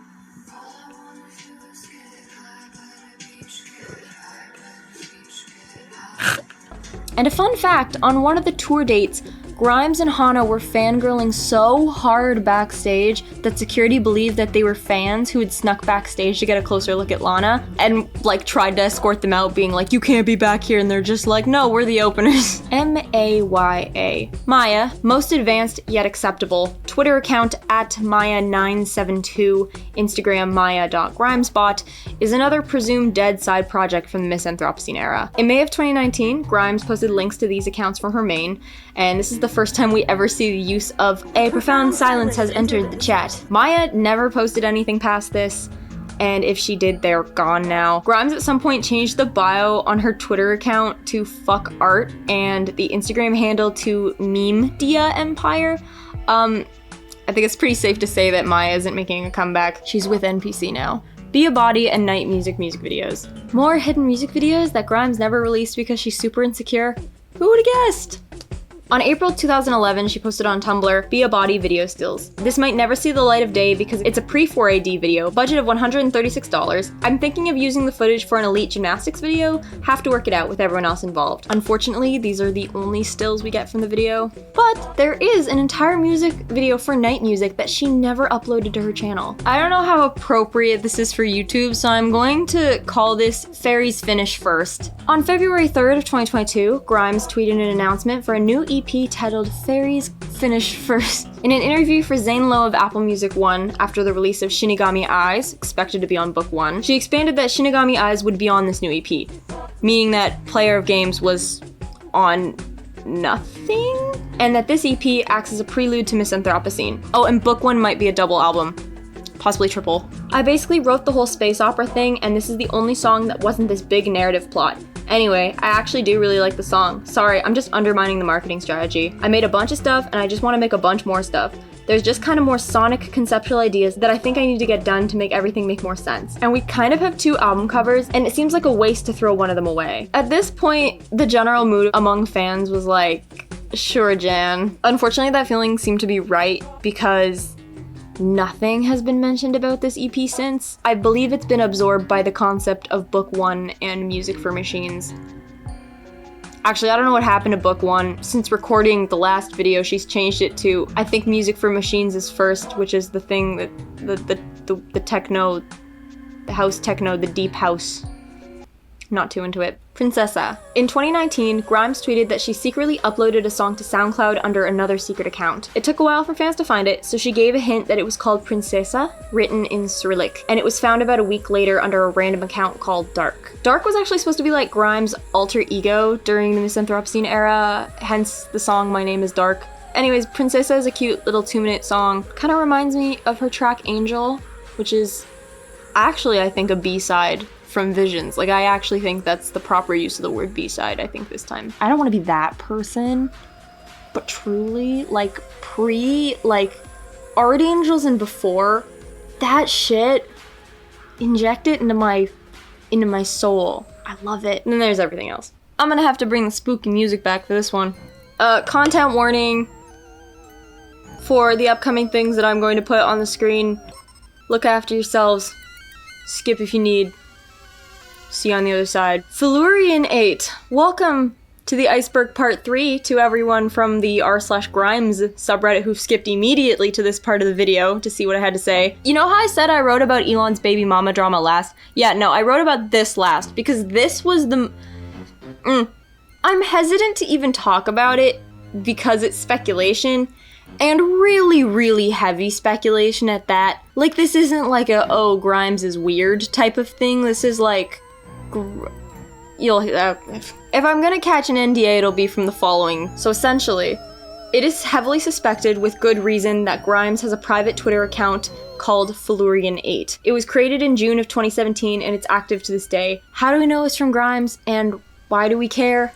Well, I mean, just look at it. The only information we get from this account is from public accounts who respond to their tweets, which for the most part are all Grimes' close friends. Hana, Bloodpop, and Livbori constantly reply to tweets from this account. Grimes has consistently said that she does have private accounts to troll, so Felurian 8 being one of these doesn't really surprise us. The issue is that since 2019, some responses made to hidden Felurian 8 tweets have been slightly concerning. In 2023, her friends began tweeting the account heartfelt messages seemingly related to her and Elon's then ongoing lawsuit. Furthermore, there are replies that don't really leave much to the imagination about how outlandish her real opinions might be. Now, Felurian 8 hasn't necessarily drawn any super bad attention to Grimes. However, it sets the stage for another one of her suspected private accounts, Dil Fay. So, 2 years ago, a Reddit account under the username Dil Fay was found responding to some relationship posts on r/Am I the Asshole and relationship advice. The account even made a now deleted post titled What to Do About Father Abandoning Family. The way the replies are written and the content within them align very much with what we know about Grimes, and if this is true like speculated, gives more backstory to what conspired between her and Elon that led to the breakup. My boyfriend got cold feet before our child was born and it was his kid. He left me for the whole last month and was working overseas while I struggled alone. I think regardless of the conception of the child, this time can be very hard on men. He's being a fucking asshole, but that said, men don't have as many emotional outfits. They don't know how to handle these things. Top it all off, one day she posted an Instagram story showing her personal Spotify profile, which was named Dil Fay, which apparently she changed the name of one day after screenshots of the Reddit posts surfaced. I don't know how people keep track of this. A quick search on Twitter and TikTok then revealed accounts named Dil Fay that had been active since 2015. The TikTok account isn't too important. This comment, however, really does look like Grimes typing, but what was found on the Dil Fay's Twitter was concerning. Now, before I get into the Dil Fay tweets, I want to re-emphasize that there is no concrete proof of this account belonging to Grimes like there is to Florian8. So this account, Dil Fay, whoever they may be, are very aggressive. In 2021, replies to one of their deleted tweets suggested that the user was a woman in her 30s making very direct body-shaming comments to young girls. This is corroborated by the fact that this person seems to have an obsession with weight and eating disorders, because most of their tweets attacking random people have to do with body image. This is a super loose link, but Grimes has been open about her eating disorder in the past and was rumored to be on that pro-anorexia board, and did, out of the blue, call Azealia Banks fat during their heated exchange. There are other things that would also hypothetically connect Grimes to this person, but like I said, nothing too concrete. This person uses slurs, is anti-vax, anti-pronouns, straight, and kind of tweets like Azealia Banks fused with an angry pop crave commenter. You're not a sociopath, you just want to be perceived as one. The real truth is that you're a garden variety, limp-dick LARPer trying to feign a troubled mystique. The only thing gayer than a man roller skating with rainbow ribbons is a man who cares too much. You're pathetic. Ghost written by Azealia Banks. You want my honest opinion? I don't think that it's her. The way that they tweet is way too formal in public. On the off chance this is her, man, what the fuck? Either way, fuck whoever this is. However, this does lead into our next entry, because unfortunately Grimes hasn't been a stranger with being associated to very bigoted beliefs. Welcome to Schizo-posting. So in the past few years, Grimes has both posted and liked things that are questionable, to say the least. I'm following a master thread on the Grimes subreddit that has documented a lot of the stuff she's interacted with, so I'm just gonna start going with it. Claire has been actively engaging with a lot of racist individuals and movements recently. These aren't the type of people whose racism can be debated. These are card-carrying, out and proud racists who are known mainly for the racism and whose life work or entire personas revolve around racism. That and several racist Twitter accounts that no one could claim to follow accidentally or misinterpret. Firstly, she follows this person, Spurgler Acolyte, on her main account. He tweeted a joke based on a racist meme, which Grimes liked. She unfollowed him briefly after people took notice online, but as of the end of 2023 to right now, she has refollowed him. He is constantly posting things that are super political and reference Hitler. I do not know or care if this is some trolling or really outrageous form of upper-class humor that I'm just not tapping into, but it does seem like this guy is a Nazi. There's also this guy, Boreal Baron, who both she and Spurgler follow on Twitter. Boreal Baron reposted a person from Reddit who pointed out that Grimes is following him, saying, Grimes' biggest Antifa stalker found this post and them claims that I am an even more sinister Nazi. Nonsense. I don't carry any hate in my heart. I'm a moderate who wants to reduce the 40% accident rate that his community has. Praying for peace. She also posted a photo with a parent friend, Razib Khan, who wrote for a publication by Richard Spencer, a very famous American neo-Nazi. It's Pepe's become kind of a symbol.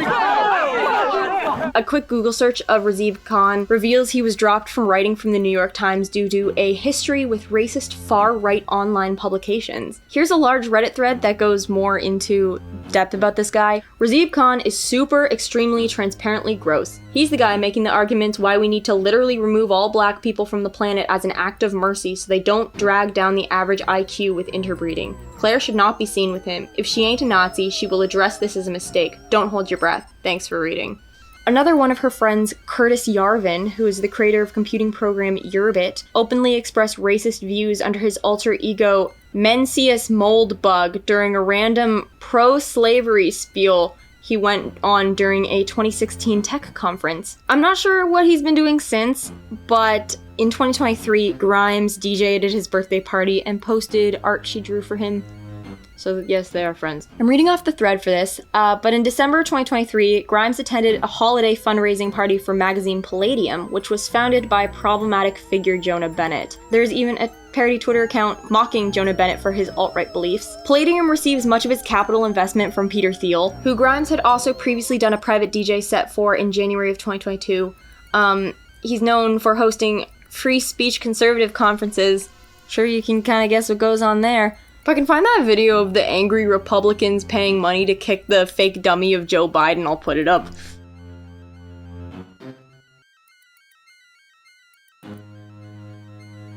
Grimes publicly tweeted about her participation in both Hereticon, which is the free speech conservative conference, and the Palladium party. There are many pictures that show Grimes together with her own friends and magazine's current editors. In mid-2022, an interview with celebrity eugenics couple was published on Business Insider that reveals that Grimes had been meeting with them and possibly getting involved with their eugenics cause.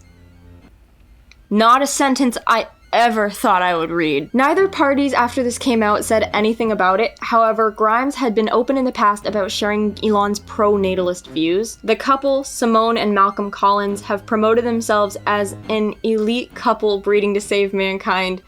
I'm sure you've seen the article because it went viral for being stupid. The Collinses had a mutual friend who had been encouraging them to fly to Austin to meet with Claire Boucher, a musician known professionally as Grimes, who is the mother of 2 of Musk's children. It makes sense considering that Musk, who has fathered 10 known children with 3 women, is the tech world's highest profile pro-natalist. He has been open about his obsession with Genghis Khan, the 13th century Mongol ruler whose DNA can still be traced to a significant portion of the human population. One person who has worked directly with Musk and spoke on the condition of anonymity for this article recalled Musk expressing his interest in early as 2005 in populating the world with his offspring. Ugh, why does he like Canadian bitches so much? If I was blonde, I'd be his type. Directly from the thread. When Claire says she dedicates her life to the mission, what she's talking about are the accelerationist, technophilic, eugenic goals of people like Yarvin, Musk, and the Collinses. The mission is colonizing Mars with eugenically selected women, Claire being one of them. This is where the obsession with Dune, Lady Jessica, calling herself mitochondrial Eve, Martian technocracy, etc., comes from. Grimes has also tweeted using the word return, with a V replacing the U on several occasions, which seems inconspicuous enough, but apparently the phrase return to Europa stems from a racist alt-right group, and furthermore, even just replacing the U to a V is apparently an alt-right dog whistle to identify each other. Other accounts she follows on Twitter include Andrew Tate, yes, that Andrew Tate, the Hellenist, an account that talks a lot about blaming the collapse of the Roman Empire on Jewish people and being a Nazi. Ayala, who is a controversial tech figure who apparently practices and hosts BDSM orgies for the elites. She's come under fire for posting some creepy tweets and polls about children that seem like super pedophilic in nature. Literal brain rot, some of these takes. Believe it or not, this is kind of keeping it brief. You get the gist of it. Everything is available in full over on Reddit or Twitter if you want to look. I have no idea how close Grimes actually is to any of these people, but it's really hard to believe she's totally ignorant to all of it. She labeled her friend group as elite schizo-posters. So make of this what you will, but they totally all could just be schizo-posting. In case you need any further explanation to what schizo-posting is, here's an explanation of it from our lovely next entry, Landau. Reminder that in ancient Greek, schizophrenia translates to split, schizo, plus mind/soul, phrenia. In other words, a splitting of the soul. Thus, schizo-posting translates to split posting / shredded posting, which is coincidentally goated. Brush up on your ancient Greek. Landau, I'm not really sure exactly what she does, but she works in artificial intelligence at the University of Montreal. She's well known amongst Grimes fans for being one of her closest problematic friends, who she continuously interacts with. Lan apparently identifies as an alt-centrist, and has some questionable tweets that I don't think I have the brain power to translate into terms that make sense. I asked the Grimes subreddit for help on the Landau thing because all I could find were tweets that were like kind of subtle, you know? It doesn't leave much to the imagination, but it wasn't concrete enough proof for me to just be like, this girl's a Nazi. Very strange. Make of that what you will. God, the fucking Canadian bitches. Like, what the hell is going on? Do I continue on with the Nusi Quero stuff? I guess I should. Nusi Quero. is an LA-based fashion designer and artist, having worked closely in the past with Grimes, who had praised him for being a good friend and collaborator. Early 2023, a sexual assault allegation was made against him, which prompted many, many more women who he had worked with to come forward against him with boatloads of proof. He posted an 8-post-long notes app speech, because it really wasn't an apology, basically dancing around the whole situation, never directly mentioning it, and instead focusing on his plight as an artist or whatever. Knowing that Grimes considered Nusi a close friend, fans expected Grimes to make a public statement of some kind, which I personally think is a little bit pushy and invasive to ask of her right away, but... A fan said to her on Twitter, still ignoring the Nusi Cuero allegations I see, to which Grimes responded, "I don't work with PR, so I'm just me. Nusi has been a close friend, so I'm just grieving, processing, and listening to people. Please allow me some time to think what to say. I only want to say something if it can be constructive and helpful to people." However, as of October 2023, she has been publicly working with and supporting Nusi Cuero again. In early 2024, he responded to a tweet from another one of Grimes' suspected private troll accounts, like Flurian8, asking her to hang out. This other private account, ScholarsMate8, is very similar to her other private accounts and seems to where she's been shifting most of her private tweeting over the past few years. 3 months ago, a bunch of Grimes' friends responded to a tweet from this account with a congratulations that seemed to insinuate that she had finally been reunited with her son X after Elon basically took off around the world with him. There are a lot of other responses that paint half of the conversation being had, a lot of which relate to personal and family issues that I really don't feel like is important to getting into. I will say that out of all of the things that I've said about Grimes in the channel, I have kept an air of trying to defend her, I suppose, just because I do believe I guess have a soft spot for her. But I don't know. These entries did genuinely upset me to read about, and I'm sure they're upsetting to some of you guys to hear about. You never truly know what somebody believes or is thinking, ever. But that's why we don't get too close to artists and people we don't know. I wish you could have told 16-year-old me that.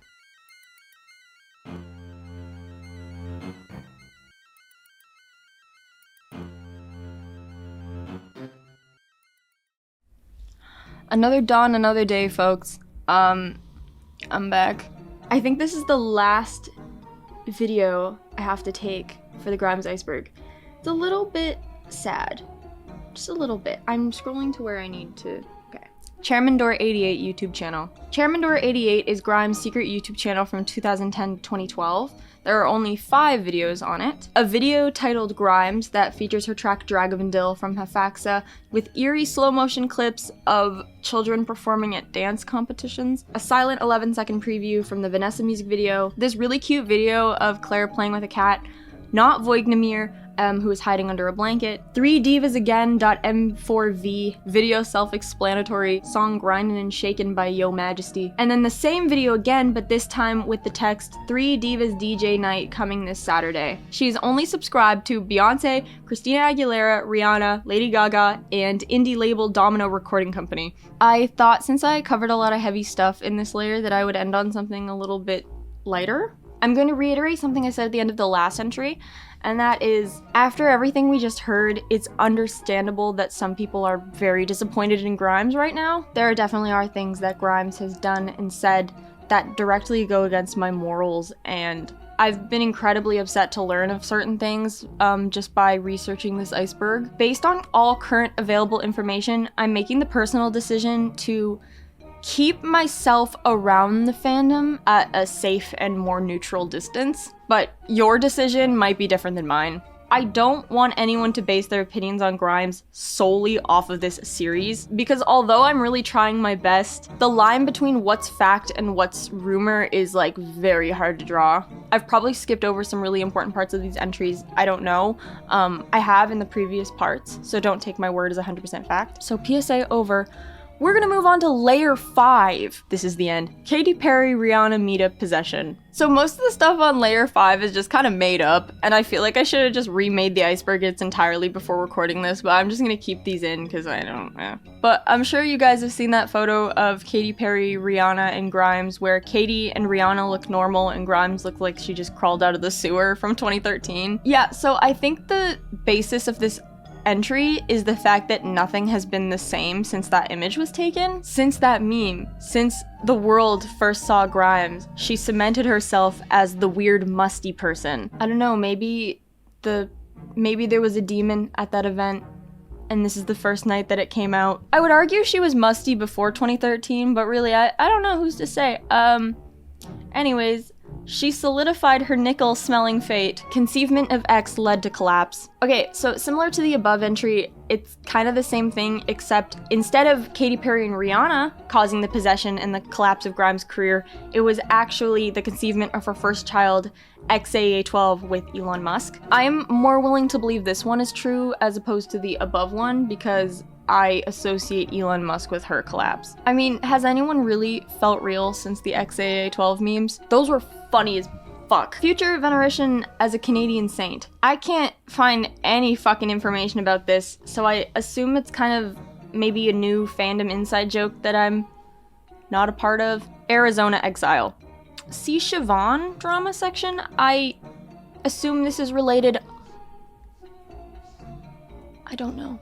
Anarcho-Grimesism. This entry is also kind of made up. I can't find any information about it. Most likely this is the name that could be given to Grimes' new belief system, as opposed to alt-centrist, or Martian technocracy, which is the more fancy fascist term for it, I think. Grimes is an undercover anti-tech agent. Some people, mostly fans in denial, believe that Grimes' connection to Musk and all of these AI people is because she's secretly working undercover to destroy the tech industry from the inside out, because she's actually like a very good person who's trying to save us all from AI and humanity and tech and stuff. So basically just like the opposite of what she's doing now. She's a mole.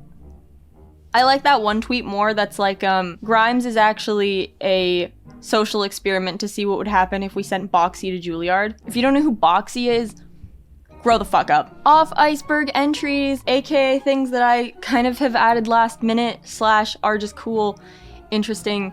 We got some stuff. Grimescella 2024. I watched this shit happen in real time. As of writing this, it says last night. And as I was watching it, I was like, fuck, there's no way I'm not going back and adding this. So when the Coachella 2024 lineup was announced, fans were excited to see a certain somebody whose name was on the bill. Based on her previous sets and the slot she was put in, it assumed, yeah, it was gonna be a DJ set. But, I mean, we still had some hope. Leading up to Coachella, she was teasing a lot of new AI art visuals and new music, but she never specifically mentioned whether or not she'd be playing live, so everyone was like, oh my god, maybe? Fast forward to Coachella in April of 2024, and it maybe would have been better if she just picked up the microphone, because she is currently being hailed as having the worst set in Coachella history. Frank Ocean fans debate. I mean, I don't think it was pretty bad. So first of all, it was a DJ set. And the entire time she had visuals behind her that was like morphing AI visuals. It really rubbed some people the wrong way, just that in of itself. But then, according to Grimes, she wrote a statement on Twitter basically saying there was something really fucked up with her record box, which is the DJing software she's using, where her tempos were changed to 2 times speed and beyond, and she was unable to fix them using the sync button. So she had to do them manually by ear live. I know the basics of DJing. I have not made a mix without clanging it, so I get it, but also I'm not performing at Coachella. She played for an hour and a half, every 5 minutes stopping the track and awkwardly yelling into the mic, "Fuck! Tech difficulties!" It was very awkward. They're calling it a breakdown. I don't really think it was a breakdown, to be honest. I've seen her do worse. I am going to handle this. All right, let's try this again. Y'all, don't judge me for being bad at calculating things.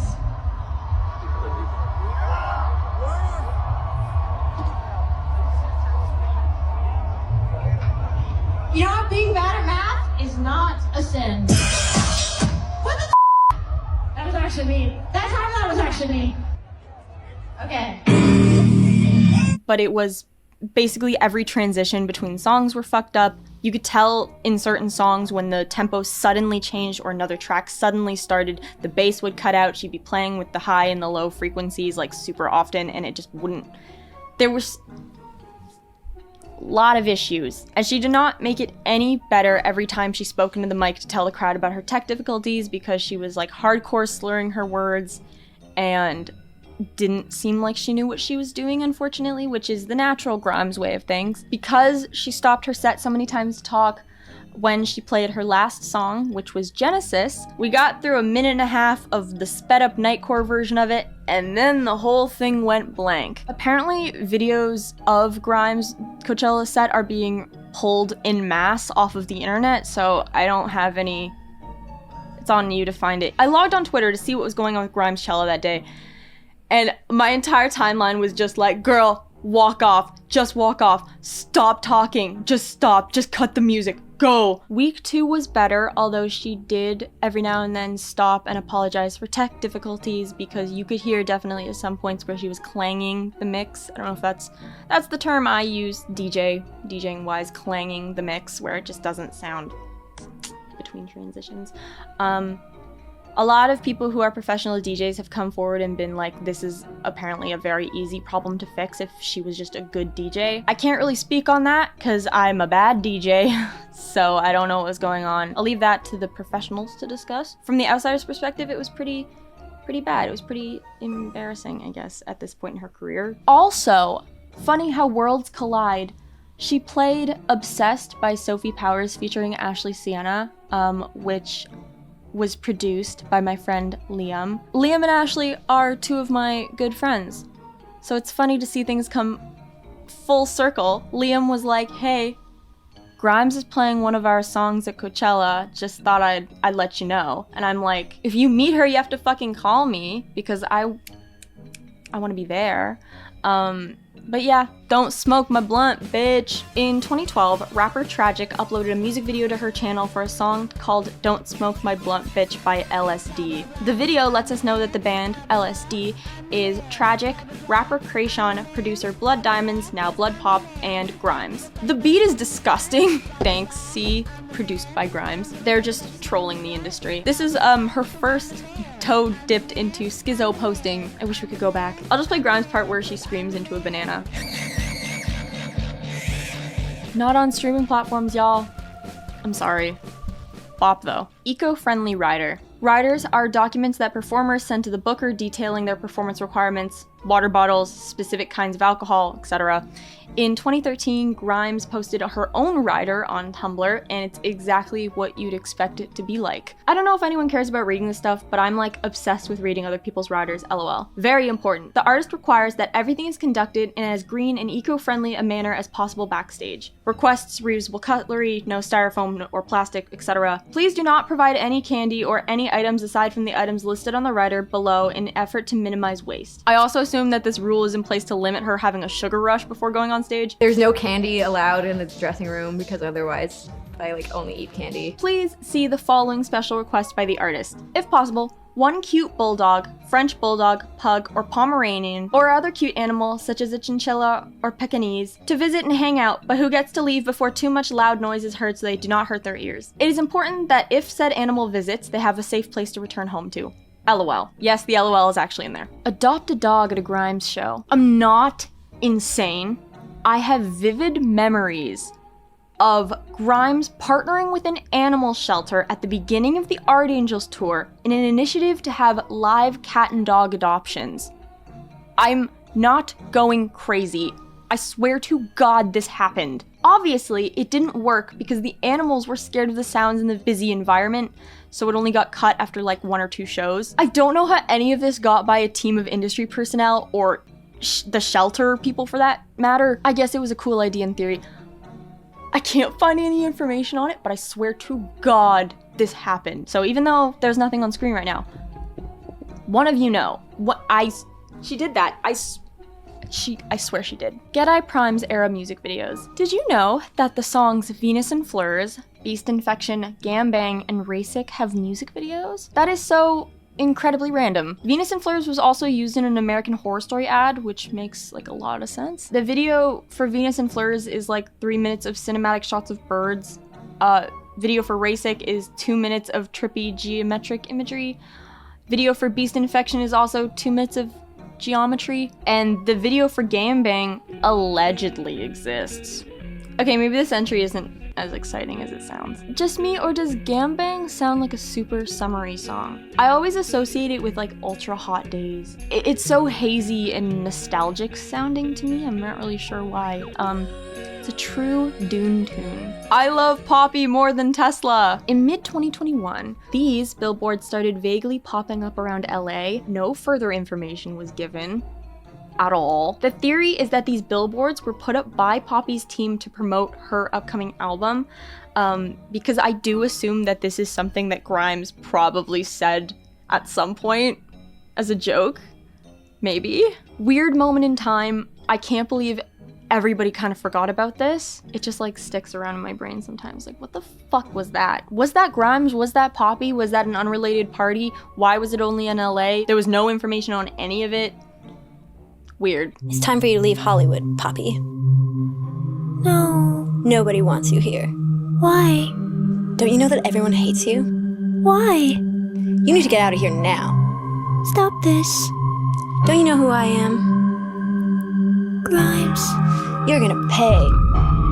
Electrocuted on stage and other on-stage injuries. Grimes nearly dies every single time she steps on stage, and unfortunately, the Art Angels Acid Rain and Rhinestone Cowgirls tours proved to be very physically challenging for her. On stage, Grimes has chipped and broken her teeth, projectile vomited, performed in foot casts, and at her show in Dublin on the Art Angels tour, she was actually electrocuted by her guitar pedal. There is a video of it. It doesn't really show much other than her going to touch the pedal and immediately getting like shocked and recoiling and then ripping her ears out. Very yikes. The last time Grimes has publicly knowingly performed was actually back at the start of 2018 for some kind of event with Stella McCartney, I think. All of her performances since then have either been privately scheduled, pre-recorded, DJ sets, interpretive dances, etc., not like live singing with Mike. Sometimes I do get really sad because I understand that I don't think I am ever going to see Grimes perform live, not like she used to at least. All of those crazy live performances at festivals where she's jumping up and down, she has the crowd in her hand, and she's actually like hitting the drums live in Venus Fly.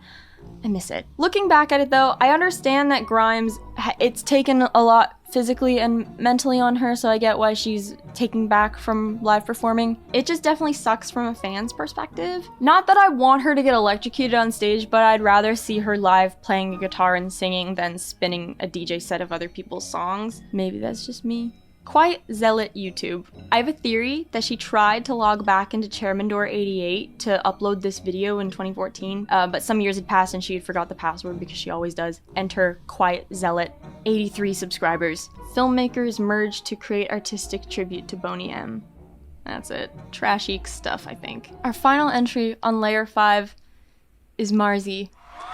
I put too much work into this goddamn series to not include myself as an entry. I recorded part 1 and part 2 of the Iceberg around the start of last year and then the summer of last year, and I didn't expect that people were actually going to stick around and enjoy my channel and enjoy what I do, and I just want to say, like, I'm very, very fucking grateful for it, that the universe has allowed me to start building I don't want to say career as like a content creator or whatever, but as an artist, as a creative person on a platform that's not TikTok, on a platform that actually respects and admires the hard work and hours I put into things, rather than sending it off to the algorithm and waiting for the TikTok monkey to just like pick something to send to people and go viral. It really makes me feel happy that YouTube is still a viable option for creators, and it's a place where I get to show off what I'm best at, and that is pre-recorded, very well thought out, planned, long form stuff. So I'm a yapper at heart. Thank you guys so much for sticking around. I can't believe I'm done this series. It almost feels sad. I've probably missed some things, which I'm very, very sorry about. But for the most part, I think I've covered what's most important. I hope that I don't get sued by Grimes or her team. I don't see why. I mean, all this stuff is like public information on the internet, but nevertheless, I'm happy to have a career as a YouTuber. Not really. Yeah, now this series is over. I don't know what to do. If you're gonna ask me for more Grimes content, you can shove it up your ass, because what else is there to talk about, really? I've covered it all. We'll see how my channel goes from here on out, but I'm very excited for those who stick around and those who have watched to this very point and are with me sitting here right now, because damn, even though you're just a camera, my YouTube statistics say that you are also 100,000 people, which is insanity to me, that 100,000 people, more than, would watch me speak for more than half an hour, but that's the series. One final thing. She's over here. When I was crazy, back in like 2018, 2019, I made a Grimes doll. This is Miss Anthropocene. I found an old doll that had purple hair, because Grimes had purple hair at the time, and she said that Miss Anthropocene was covered in oil, like ivory and oil, so I covered her in ivory oil, and I gave her Claire's leg tattoo, and I gave her her makeup, and I gave her a sash that says Miss Anthropocene. So now she just sits over in the corner, and every now and then I'm like, hey guys, look at my Grimes doll. And they're like, why do you have a Grimes doll? And I'm just like, you can Google me, you can Google my name and Grimes, and this'll show up. That's the explanation you get. Adios. I don't want to leave. It's very sad. I made it to the end of the series without eyebrows. I don't want to say bye!